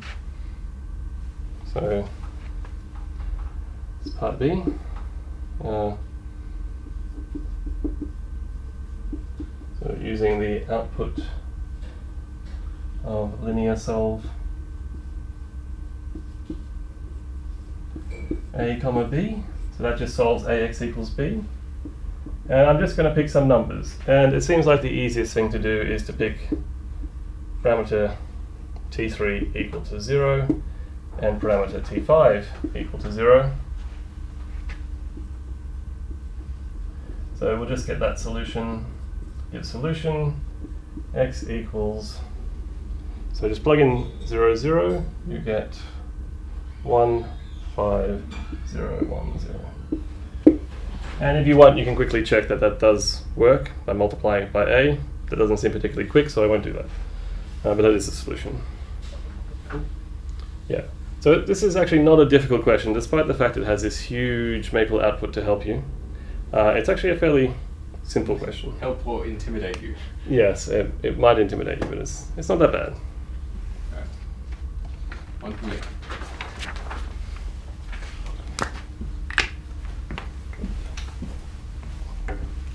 You might need to pick up the pace.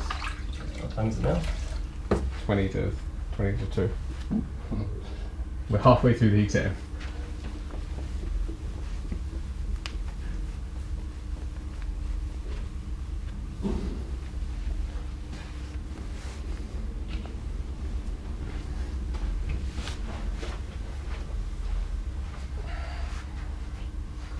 Okay, so that was questions 1 and 2, which were shared between the 1231 and the 1241 people. The next two questions are the 1231 questions, which are similar to the 1241 questions, but designed to be just a slightly easier, but only slightly. This one, 4 questions. So this is part I. Let that be a linearly independent set. So maybe I'll write down some of the relevant information here.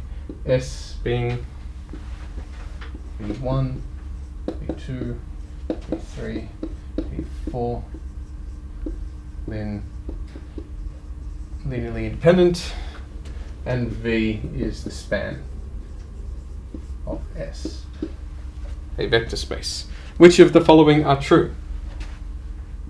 A. The set S is a basis for V. True. Since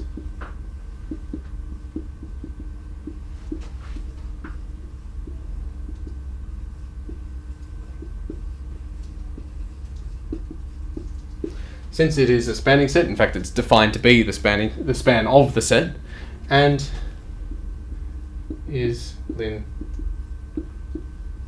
And this is what it means to be a basis. So spanning set and linearly independent. B. The set S spans R5. False. A spanning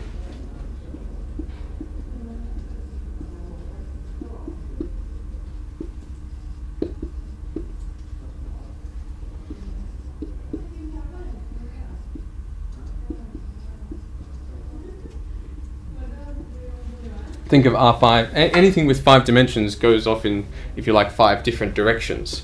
And in order to cover all these directions, you need at least 5 vectors in your spanning set. So because we only have 4, and this goes off in 5 different directions, can't possibly be a spanning set. We simply can't cover them all.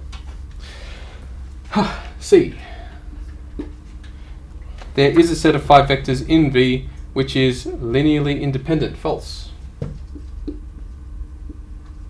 Number of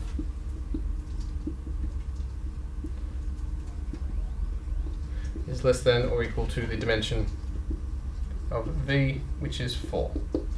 You can't have more than that number of different directions. So you can't have 5 because the number of independent vectors you can have is bound by 4. D. The set V1, V2, V3 is linearly independent. True.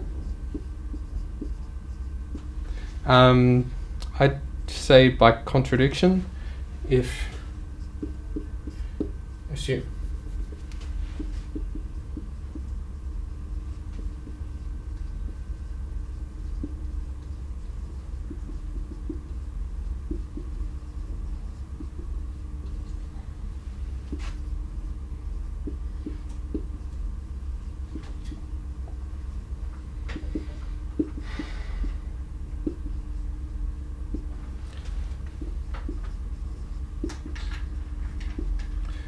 lambda 1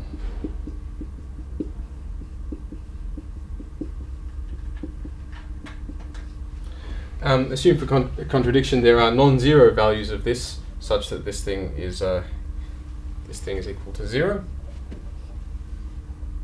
Then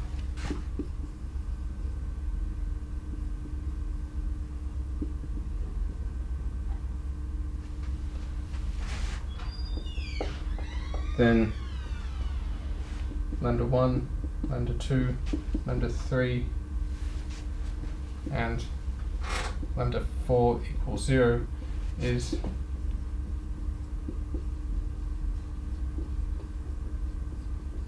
to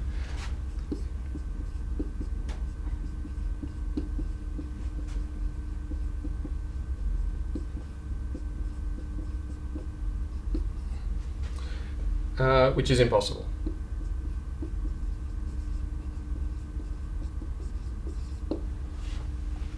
Impossible because these vectors were said to be linearly independent, and they're linearly independent means that there is only the zero solution to this equation, and we've taken this non-zero solution and used it to construct the impossible. So it can't be. So it's true. Josh, comments about that? Seems fine. So yeah. You could see this last line? Oh yeah, it was all on the screen. I was a little bit distracted by the chat, so I have to remind myself what the last part was about. Prove it's linearly independent, or is it linearly independent, and give some justification. Maybe my justification is overkill. You might have been. Would you accept a statement such as any subset of a linearly independent set is linearly independent? Maybe. It is true. It's always true. It's probably appropriate more than my proof. This is more like a proof rather than a kind of state. So maybe a better solution would be not all that junk that I wrote, and just.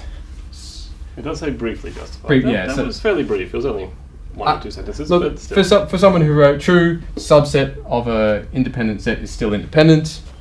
Yeah, I'd buy it. Yeah, it's definitely true, and it's definitely always true, regardless. Yeah, it's probably more appropriate given the brevity of the other ones as well. Yes. All right, there you go.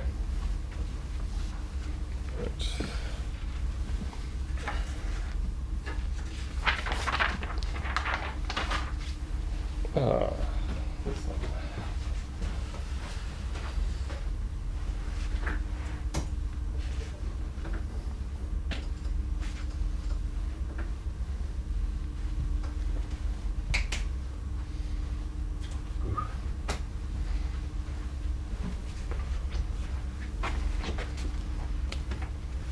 Alright, so we have a question about eigenvectors and eigenvalues. So we're given a very particular 2x2 matrix, and we're asked to show that these two given values are eigenvectors and determine their eigenvalues. So just show that if I multiply them by A, I get them back scaled a little bit.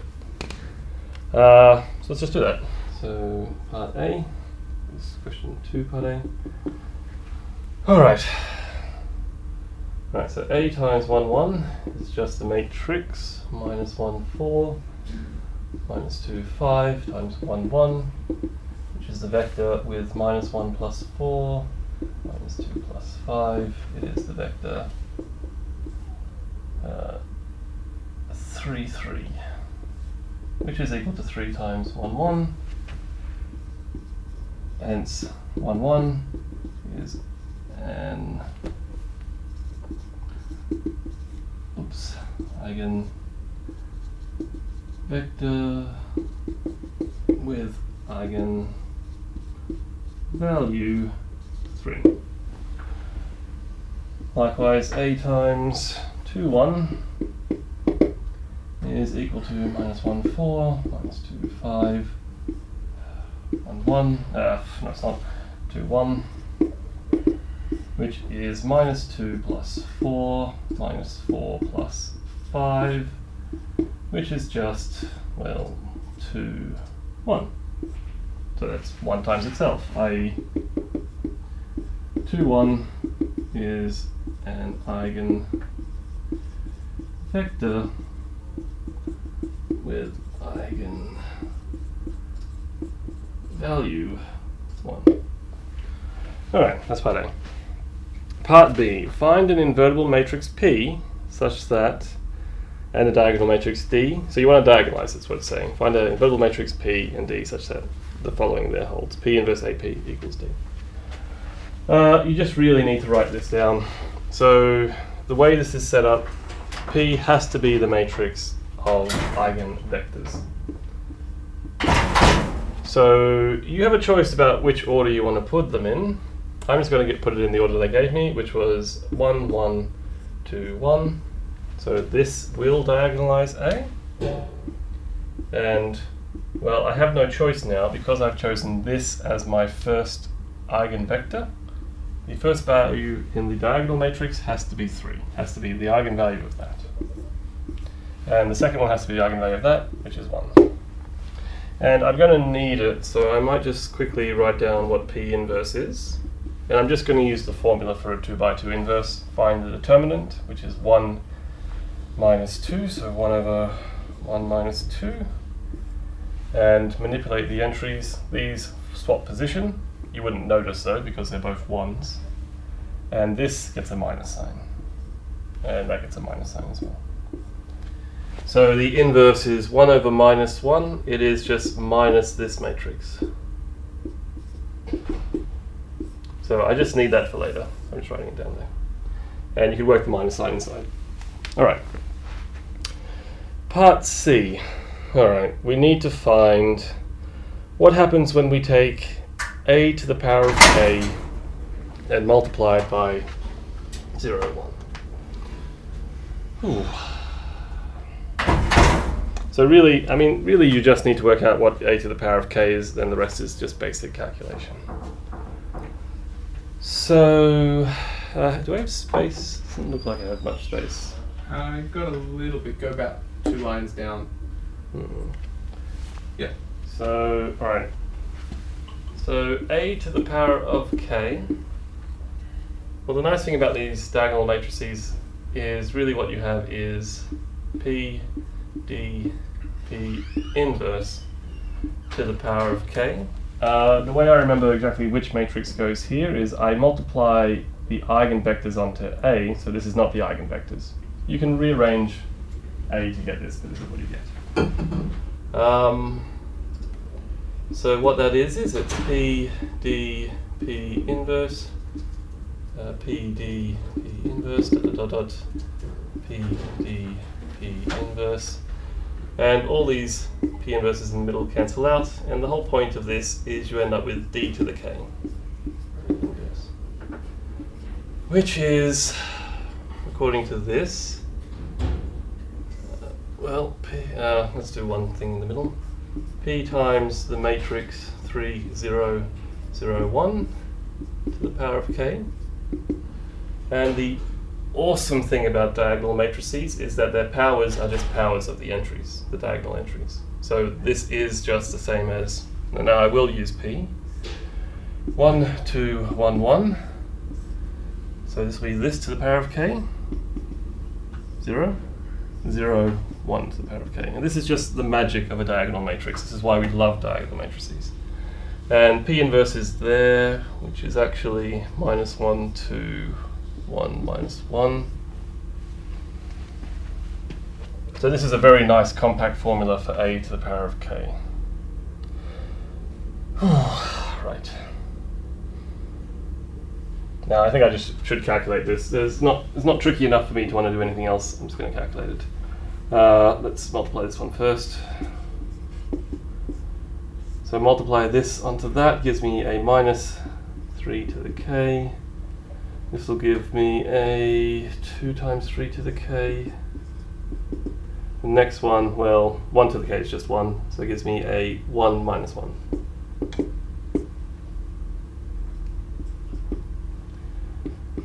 Okay, do this next multiplication. It gives me a minus 3 to the k plus 2. This will give me a 2 times 3 to the k. 2 times 3 to the k minus 2, a minus 3 to the k plus 1, and a 2 times 3 to the k minus 1. Right. Now actually, this is what I would have asked in the exam, because this isn't a very hard calculation, but they asked for something slightly different. So let's just work that out.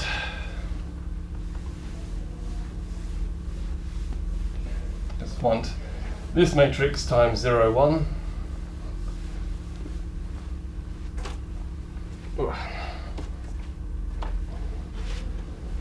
So hence a to the k times, so is it 0, 1 or 1, 0? 1, 0. It's just this matrix times 1, 0, and actually all this is going to do is pick out the first column.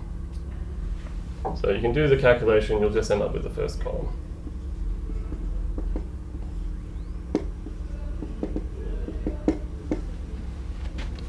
compare that to my actual answer to see if that's what I got before. But I think that's right. You might want to do it slightly differently. If I did actually put 1, 0 here, I could maybe calculate this way in. It's associative, so it doesn't matter what order you do. It doesn't matter if you multiply these ones first or these ones first. Just get them done. But this is easy enough, I think. All right, final part, part D. Show that 1, 1 is an eigenvector for A inverse and find the corresponding eigenvalue. Now, I'm actually not going to use anything else from this question except for the first part I found, so part A. Because I found that, I rubbed it out unfortunately, but I found that 1, 1 was an eigenvector of A with eigenvalue 3.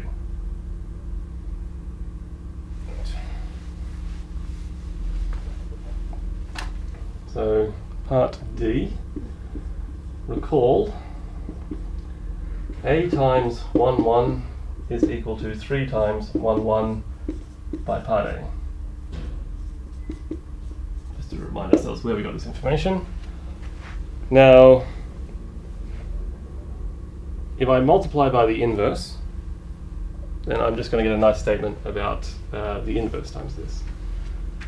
So, one thing I haven't justified is that it exists, but this would imply that A inverse A, 1, 1, is equal to A inverse times 3.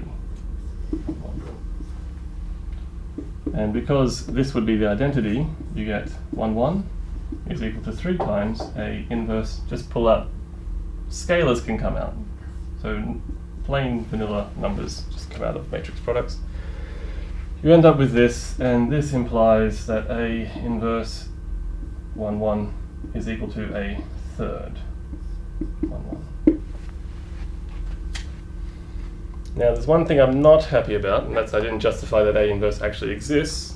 I think that was basically given to you in the question. Yeah. I mean, I know it exists for several reasons. One is I can write down a formula for it here, the determinant's non-zero. So I think this is good enough for that part of the question. Look, hopefully there's some kind of hopefully you can be a little bit satisfied with this question, because if A was to stretch 1, 1 by 3, then reversing that stretches it back by 1/3. Yeah. So hopefully this leaves a warm, fuzzy feeling inside you that this is somehow justifiable.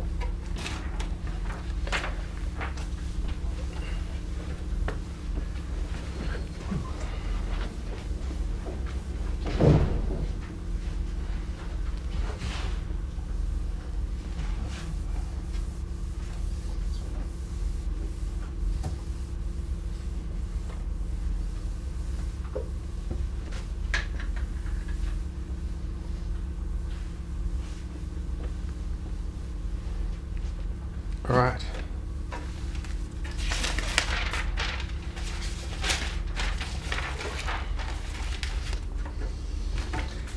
Okay, so Mo's mobile phone company produces phones with an average lifetime of 4.2 years.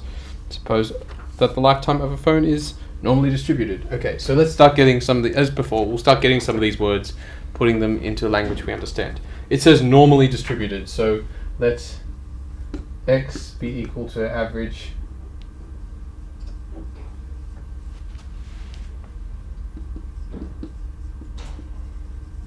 of a Mo, and we're told that X is approximately normally distributed with expected lifetime 4.2 years and standard deviation 1.3, so 1.3 squared for the variance. So this is everything that you need to know about phones sold by Mo. Mo wishes to offer warranty on his phones, but figures it's only profitable to do so if he replaces less than 2% of the stock he sells. Josh, can I write here? Does that seem? Yeah, that's fine. Just underneath where you are. Good. So I just want to do a little picture to kind of go with this. So what we're looking at here is a vertical axis is a little bit off camera. Okay. It's like that. No, you have to bring it into the. Oh, right. So that's off camera. Okay. Thank you. How about now? Yeah, that's fine. Okay. So what we've got here is some kind of bell curve, like this. That's a fairly large variance, so it's nicely spread out. The peak is around 4.2 years. And what we want to do is, and this represents the probabilities of our phones, the probabilities phones live for this number of years. And what Mo wants to do is find out how much warranty can he have. So this point here is W. This is the warranty point, if you like. What is the point here such that this represents 2%? 2%.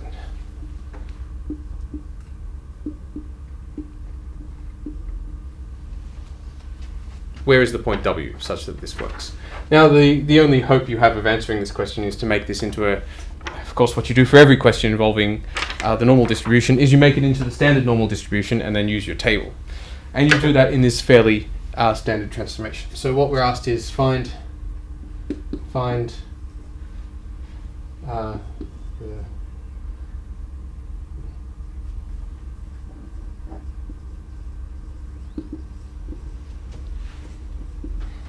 W such that the probability that X is less than the warranty length is equal to 0.02.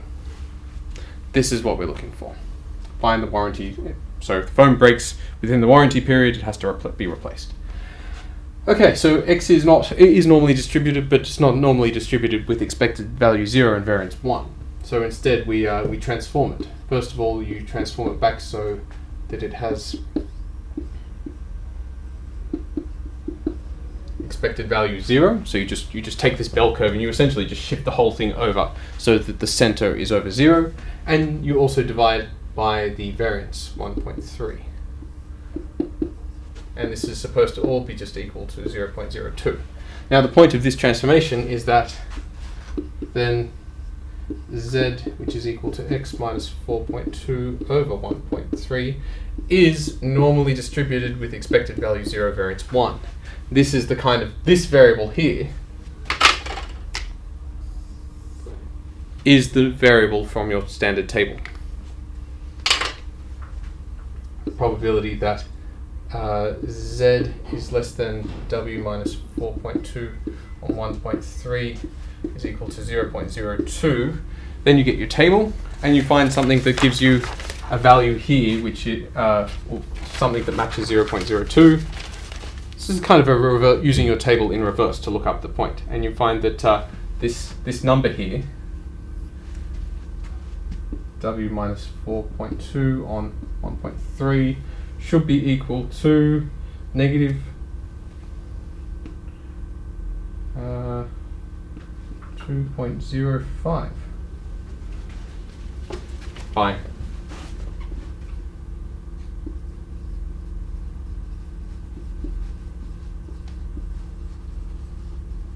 So it's this number you look up in your table, but in the body of your table, not in the index. And you're able to unravel this to discover that W is equal to 1.535 years. And this is the warranty period. 1.5 years. Mo can give you a warranty of 1.5 years, and he'll only have to replace 2% of the phones that he sells. Josh?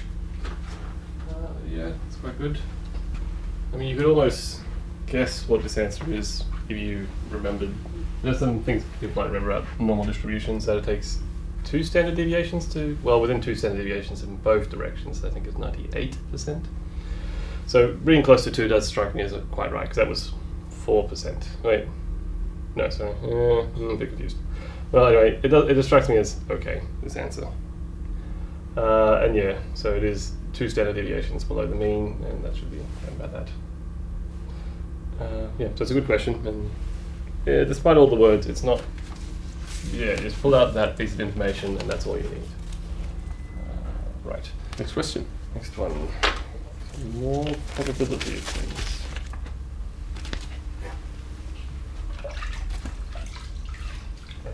Well, Right, I'll flip the question over.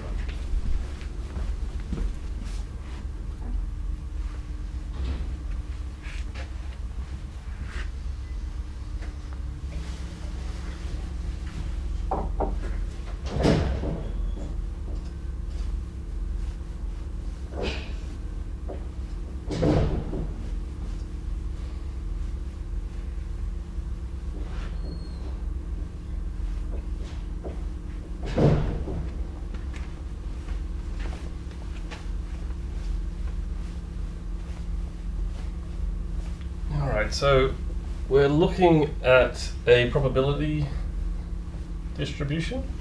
And this one is given by rolling die. So we're going to roll these dice and we're going to play a game where we hope to see a 1 turn up. Now I think this is one of the distributions you learn about in the book, but I don't really need to know that because I can work this out fairly easily. So we're rolling a 6-sided die. We're going to keep rolling it until a 1 is rolled. Now, I think it's actually, first thing I should do is I can actually give you the formula for this. I can give you a formula, P of X equals K. So, right. So, what is the probability X is equal to K? Well, I'm assuming here K is actually going to be 1 or greater, so I either finish on the first roll or second roll, third roll, so on. Well, this is the probability that I guess it's two ways to do it. But I might just do it this way. So to get the distribution for the kth roll, I have to look at what is the chance that I didn't roll a 1, the previous k minus 1 rolls, which is actually 5 over 6 to the power of k minus 1, which is just to say I did k minus 1 rolls and none of them came up 1. And I'm going to multiply that by the probability that the next roll actually comes up 1 like I want, which is 1/6. So this is the general formula. Whew. And we can use this to answer the questions. Now I might just say that k is greater than or equal to 1. Alright, so what is the probability that what is the probability that x is equal to 3?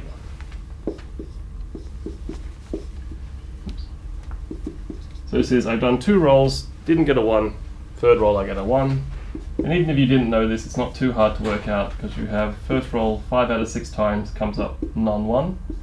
Second roll 5 out of 6 times comes up non-1. And the last roll 1 out of 6 times comes up 1. It is 25 over 6 times 6 times 6, 36 times 6. I might just write this as 5 squared over 6 cubed. It's good enough.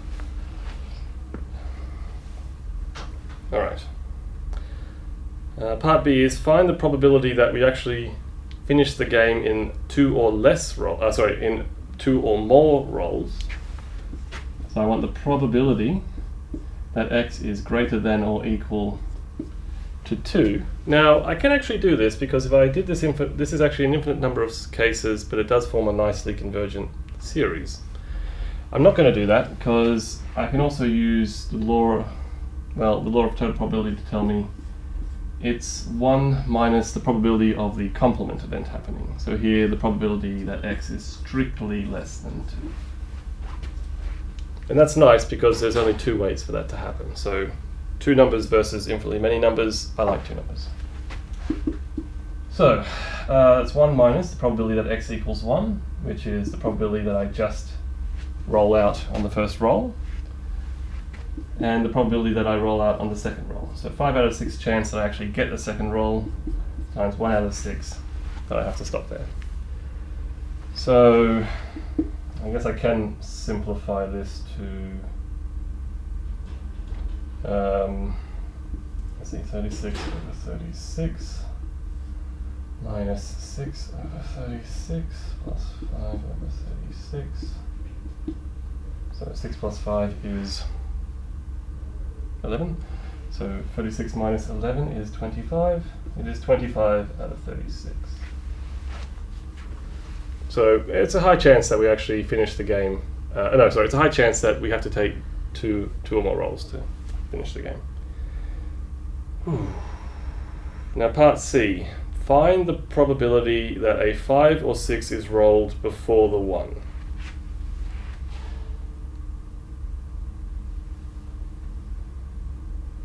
Now, maybe I'll just double check the wording on this question. You would think that this means directly before the 1? The roll right before the 1? Anytime before the 1. Okay. In that case, my answer is not the one that I worked out earlier, but it's still doable. Alright, so part C. I'm going to rub this out. Is there any comments about this? Hang on. Yeah, no, that's cool. Yeah.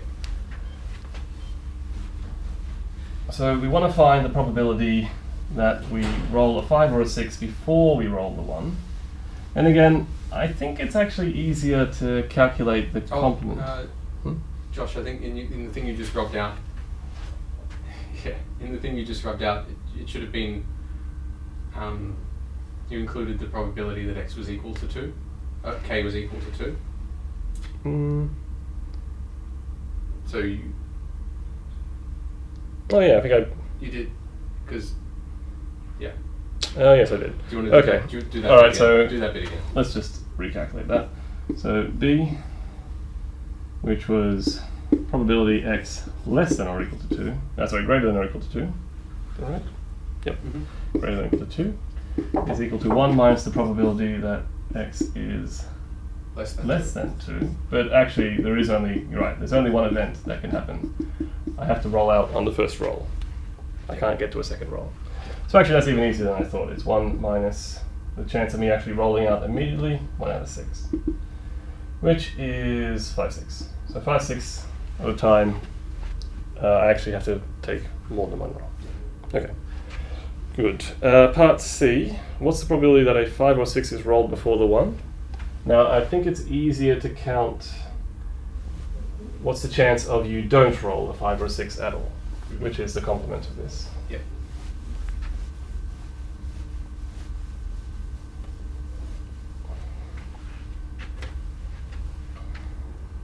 Alright, so for part C, I want to do, so probability 5, let's just write this as a plain English sentence, 5 or 6 before the 1, which is 1 minus the probability of never 5 or 6. Alright. So I just need a probability that we never get a 5 or a 6. So the probability of never 5 or 6. Alright, so what's the chance that we don't get a 5 or 6 and we roll out on the first turn? Well, that actually is just 1 out of 6, because if we roll out, of course there was no 5 or 6 before that. Now, for 2 rolls, I need to, and this is actually because all these events are disjoint, I just need to sum them up. So for 2 rolls, I need to avoid 5 and 6, which means I only have 3, so it's 1, 2, and 3. No, sorry, 2, 3, and 4. Yeah. Yeah, 2, 3, and 4. So there's three cases, so 3 out of 6 chance I actually get to my second roll, and there's a 1 out of 6 chance that the next roll will finish that game. For 3 rolls, 2 of them without 5 or 6s, there's 3 out of 6 times 3 out of 6 times 1 out of 6, and that actually continues. So this will be 1 over 6 times 1 plus 3 over 6 plus 3 over 6 squared plus 3 over 6 cubed plus so on. This is a geometric series, and it's a geometric series starting at 1. So I'm just going to remind myself on some rough paper that the sum 1 plus r squared plus is just equal to 1 over 1 minus r, as long as r has modulus less than 1, which this clearly does. So I can actually just do this sum. It is 1/6 of 1 over 1 minus 3 over 6. And let's simplify that. 1/6 of, so 6 over 6 minus 3 over 6 is 1 over 3 over 6. That's a half. Okay, that's a half. 1 over a half is 2 over 3. It is 2/3. I think that's right. No, sorry, 2/6. Yes. Which is 1/3. Okay, so I misinterpreted this question when I was preparing earlier. No, But you nailed it on the run. yeah. I remember this question as well. I was marking it, and virtually no one got that. So well done. Yes, unfortunately, when I read this, I read find the probability that a 5 or 6 is rolled immediately before the 1. That question actually turns out to be another geometric series, and I think if I had seen someone answer that question and explained what they were doing, I would have also had accepted that. All right. Let's do this. We're on to question 4. Home stretch.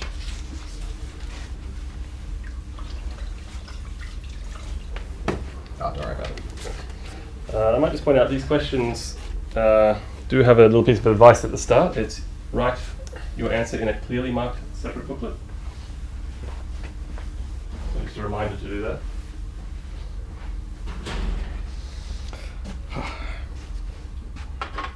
Okay, consider a differential equation given to you there, and show that it's exact and find the general solution. Okay. So, we're given something of the shape f of x, y, plus g of x, y, dy, dx equals 0? Yeah, 0. Since df, oh, maybe I'll say where. F of x, y is equal to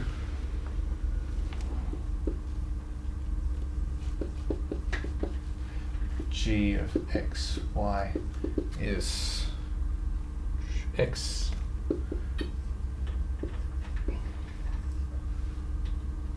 minus 2y. Okay, since dy of f x, y is equal, the derivative of this with respect to y is just sec squared y,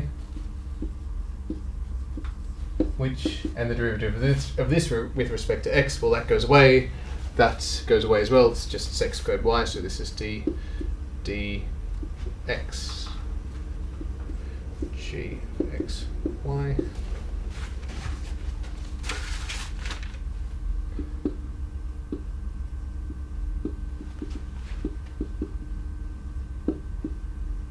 The equation is exact and has solution h of x, y equals c. Big deal, huh?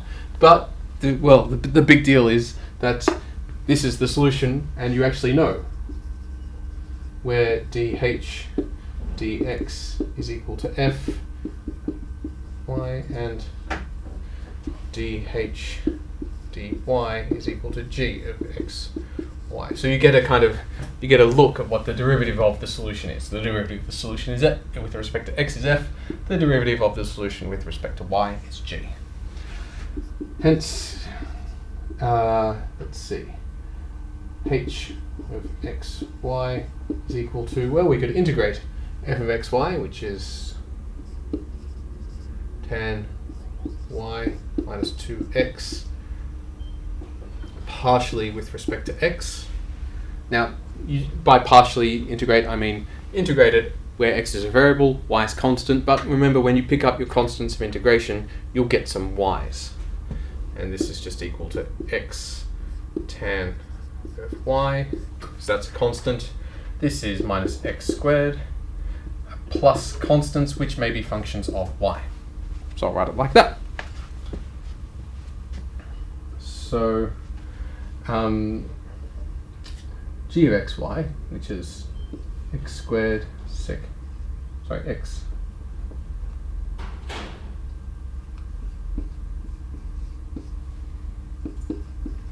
equals df of dh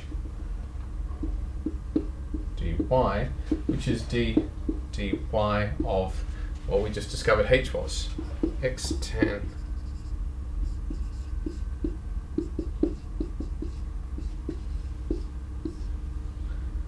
so this thing being just this statement over here is the derivative of this with respect to y, which is equal to, well, x is constant, so this is x sec squared y minus that thing is just, that just goes away, and you get plus c prime of y.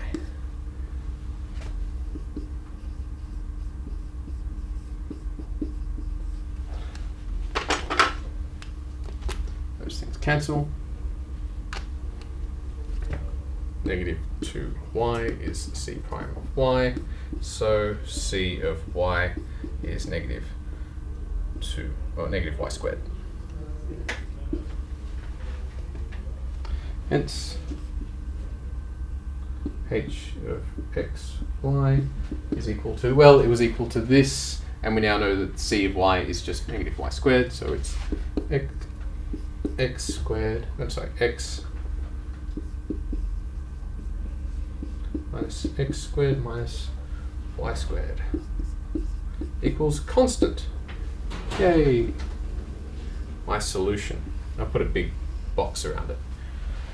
Part 2 of the solution, part 2 is to evaluate this given some initial conditions. Josh, did you? I might just say, I mean, it's clear because there's a c and a cy. You know, it's clear in which case which is the constant. Should I call this one k? I'll call it k if you like. Yeah. K. K for constant. Here we go. Okay, so, and we're given some initial conditions.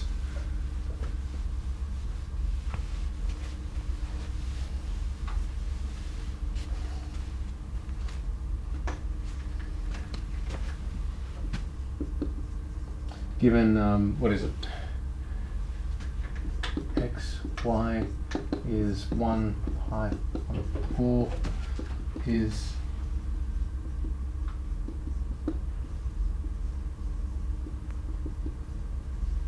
this means that 1 times tan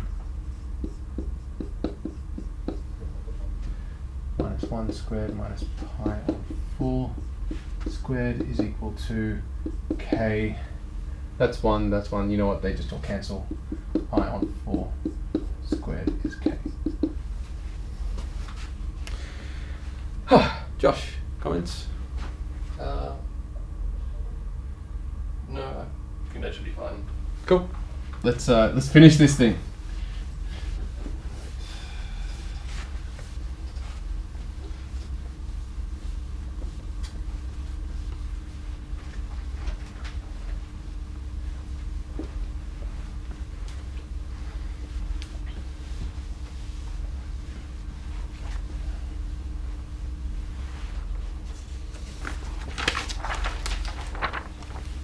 Thank you. Alright, so it's another Maple session output. We're given our function, which is the inverse sine of x, and we're also given part of the Taylor series around x equals 0. So this is a Maclaurin series, actually. Now, it says here, using the Maple output or otherwise, write down values for the first derivative, second derivative, and third derivative. Now, really, if it says or otherwise, it means use the Maple output because that will probably be quicker. If you do spot another way, you can do it, but it is easier just to read it from the Maple output. So part A, I might just recall one fact. So, recall the Taylor series.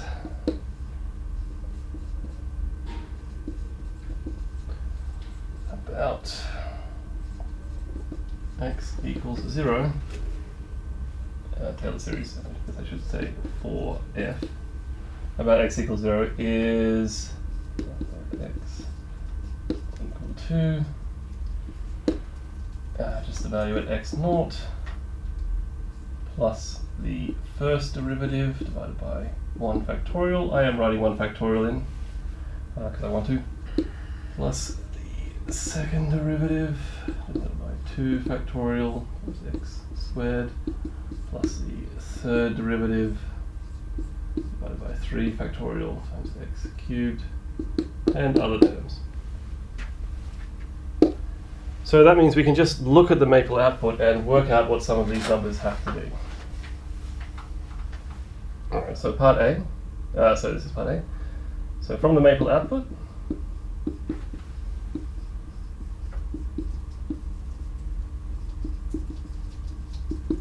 I see that, well, for example, the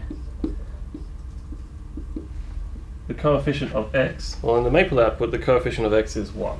So I get that this is equal to 1. There are other ways to work this out. For example, the inverse function theorem, but just reading it out of the output is quite easy. This one had a lot of trouble last session. So the second coefficient here, the coefficient of x squared in that Taylor series is 0. There is no x squared term, so it's just 0. And finally, we have that the third derivative at 0 divided by 3 factorial has to be the coefficient of x cubed. It's 1 over 6. And that's nice, because from this I just get, well, this is a 1. I just get the first derivative is 1. That shouldn't surprise me, it is the inverse sign. The second derivative is 0.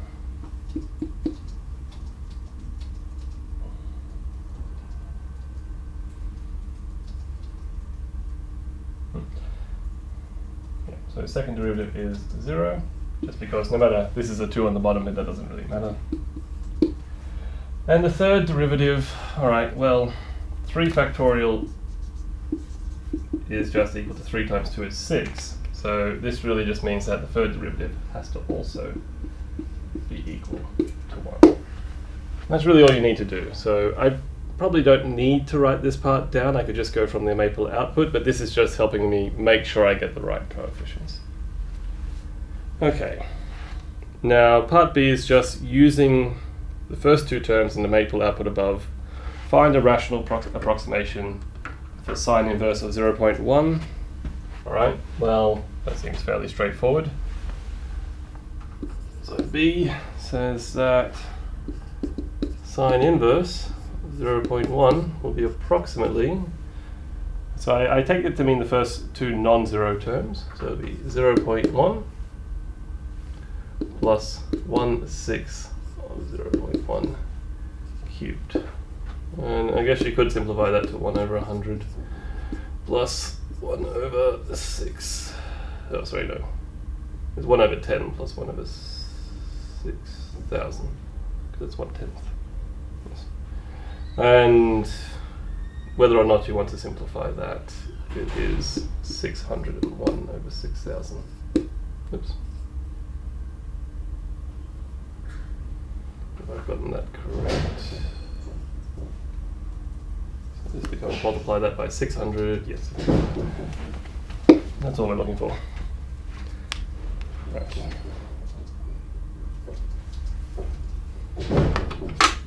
Right, any comments about this? Someone says, can you just derive the maple output and sub in rather than use the literal Taylor series definition over x equals 0, but I don't know what that means. I think I understand. They want to take the derivative of, so they got x squared, they got the polynomial plus some error term. So if you'll take the derivative of that polynomial, you get another polynomial, which, yes, that would be the, you're allowed to take derivatives of power series. So that's one of the things we did cover in lectures, that you can take derivatives of convergent power series, and this does converge, as long as the absolute value of x is less than 1. So yes, that would work. That would actually give you an answer. I don't know. I feel like this was easier for me, but that's an idea. Right. All right. So 2 more questions.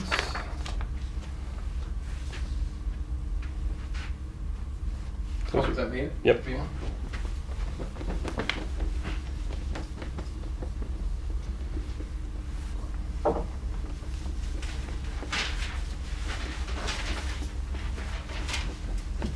We're actually going to be pretty close to finishing on time. Oh, fancy that. Okay, this bit's more for my benefit than anything else. Just to write down, AN is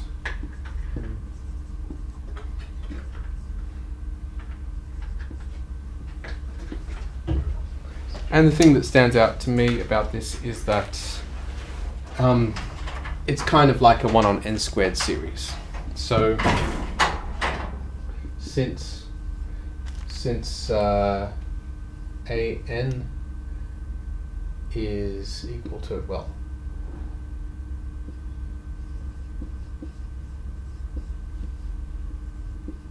is less than or equal to, well, always less than n on n cubed equals 1 on n squared,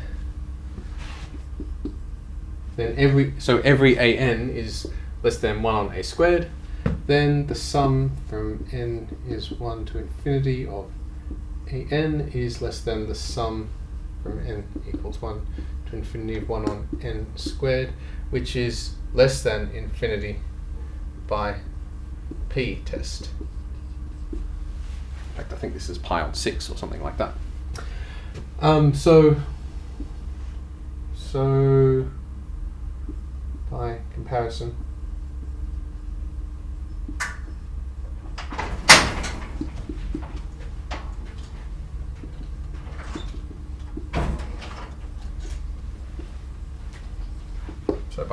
test the series convergent. Part B. So we're given a different sequence now. I'll call it Rn is AN x minus x plus 2. And you're asked to find the radius of convergence of this thing. And when you're doing a radius of convergence question, always, or sorry, open interval of convergence, always ratio test.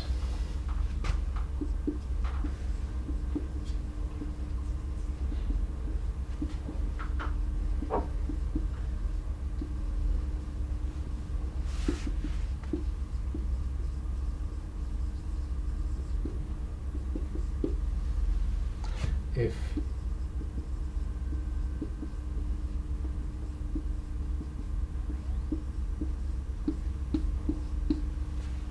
and this gives you your open interval of convergence. You don't know what happens to the endpoints.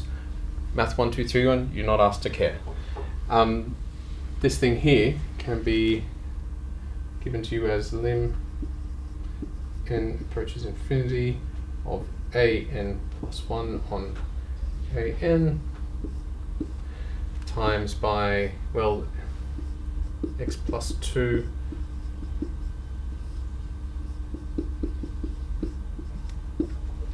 and most of those will just, I mean, basically all of those cancel with that, and that's supposed to be less than 1, so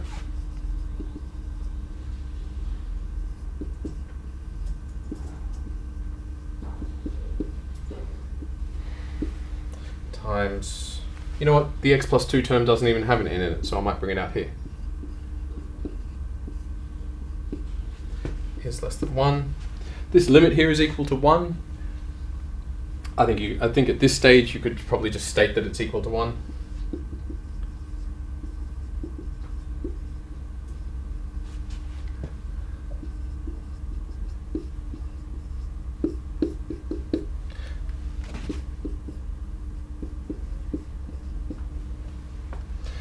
Interval.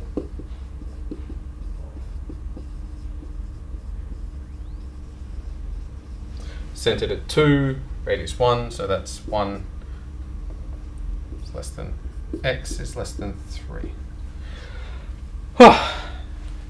Josh. Any comments about that? Do you think this is this too brief? It's a good question. I mean, personally, I think I probably would. Well, it's not a hard limit to calculate. I'm just tired at this point. Yes. It wouldn't be too hard, but yeah, it's also one of these things where your experience should tell you that the limit of these things is equal to 1, because this is pretty much n over n plus 1, this is pretty much n cubed over n plus 1 cubed, and those both tend to be about the same size. Yeah, I mean, your experience can tell you this. If I was to do it properly, I'd need to use the pinching theorem. And I wouldn't use the pinching theorem. I think you could do it.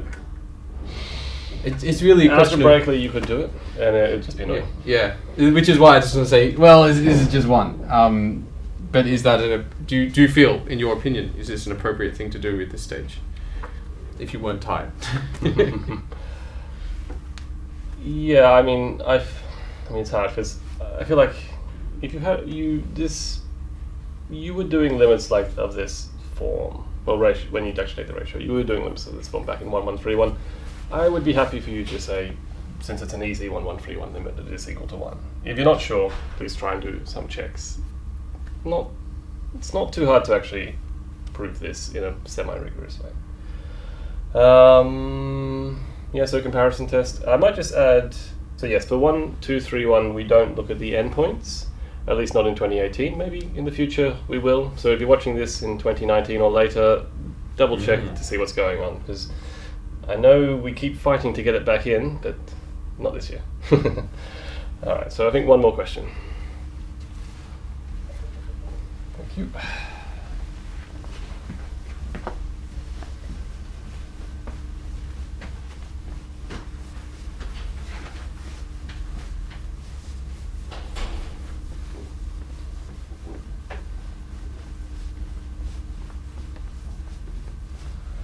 Alright, so this final question it's about sequences, actually. And there is a theorem said here. So, right. So for a real sequence, the monotone convergence theorem states that if a sequence is bounded above and increasing, it's convergent. This is something that is in the syllabus, but there's a nice reminder here because it's very hard to remember the exact statement. Now, we have a recursively defined sequence, so there's this recursive definition here, and it starts from a0 equals 1. Now, first part is to show by induction that an is less than x squared, so it's it's less than pi, less than or equal to pi. So it is bounded above by pi. Okay. So first things first, well, let's note it at least is true to begin with. a0 equals 1 is less than or equal to pi. So the base case is true. Now let's assume that we can prove this up to some integer k. So let's assume this is true up to some k in the set 1, 2, 3. Well, I'll say 0, 1, 2, 3. So on. So it's a natural number. And let's try and show by induction that if this was true at actually, let me maybe explain this. What I mean by this, I have that ak is less than or equal to pi. Just remind myself, what do I actually mean by this? Okay, so what is ak plus 1?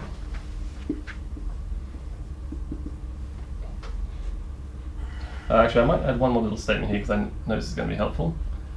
This does imply that ak squared is less than or equal to pi squared. That's just because squaring true for positive numbers. Surprised I didn't have that in their assumption. Okay, right. So ak plus 1 is just by definition ak squared plus pi squared over pi, 2 pi, sorry.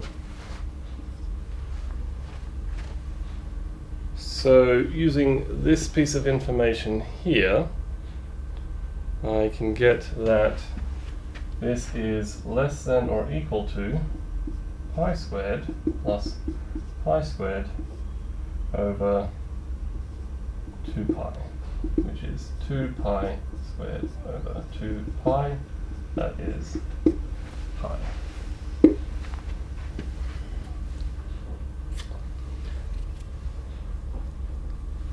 I feel like this question is missing an important piece of information, but I might just add this. So also note that a k plus 1 is strictly greater than, well, it's positive just because it is really the sum of two positive terms divided by a positive term. It's all positive.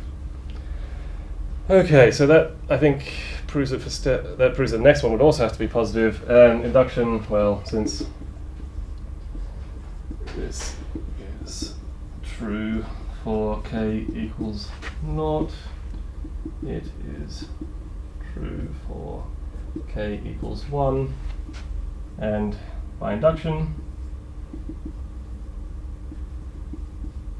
true for all k in the natural numbers. Alright, it's actually been a while since I've done induction proof, but that is one. So next part is we're given a particular inequality, the arithmetic mean geometric mean inequality states that, well, it states that for two positive numbers their average is always greater than the square root of the product. And they claim that this will help us show that this is really just an increasing sequence. So all we've done here is we've shown that this sequence is bounded. In fact, I should probably state that, i.e. a to the n strictly less than or equal to pi, is less than or equal to pi for n in the natural numbers, bounded above. It's bounded above. All right, so how does the arithmetic mean geometric mean inequality help here? Any comments about this before I rub it out? Looks good.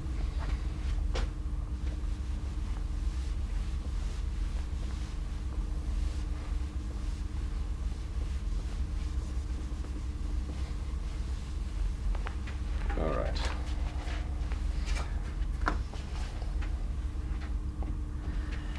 Okay, so part B. Well, you note that ak plus 1 is just equal to ak squared plus pi squared over 2 pi, which I'm going to rewrite as ak squared plus pi squared over 2. So it's the average of these two positive numbers times 1 over pi. And according to the inequality we're given, this will always be greater than the product of the square roots. So this is going to be greater than or equal to the square root of a k times pi, and all of that times 1 over pi. And I might just give a reason here. I would give this reason in the exam too, is using arithmetic mean, geometric mean inequality. It's ak squared pi squared under the square root. Ah, yes, thank you. Yes, that would have shown up when I tried to define a and b. Thanks. Inequality with a, bad notation, but anyway, a equal to ak squared. I don't like that. And b equal to pi squared. These are both positive numbers.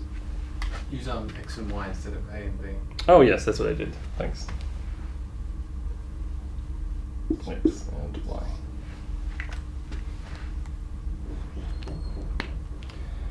Alright, so that's always greater than that, which is, well, this term, if you simplify it, is just the absolute value of ak times pi times 1 over pi. It's just ak.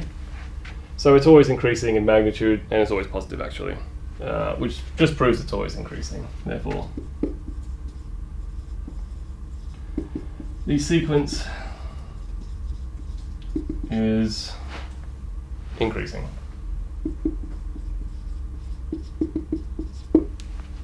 Or non-decreasing is actually probably the correct phrase. Alright, now part C. Well, okay, so they did actually want one more sentence here, I think. So we've shown that it is bounded above and it is increasing. The monotone convergence theorem now says that it will definitely converge to a limit. So by part A and B, well, the series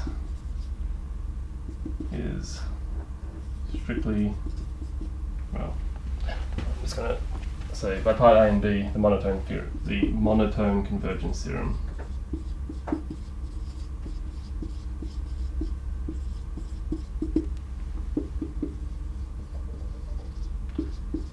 says the sequence converges.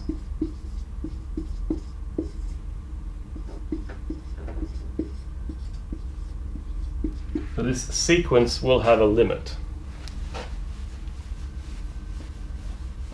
And I'm actually going to write that down because I need this in the next part. i.e. the limit as k goes to infinity, ak equals L exists. There is some limit to this sequence, some real limit. And it's less than pi, less than root pi. Alright, final part. By taking the limit of the left and right hand sides of the defining equation, you can actually find the limit of this sequence. So what does that mean? Well, it means,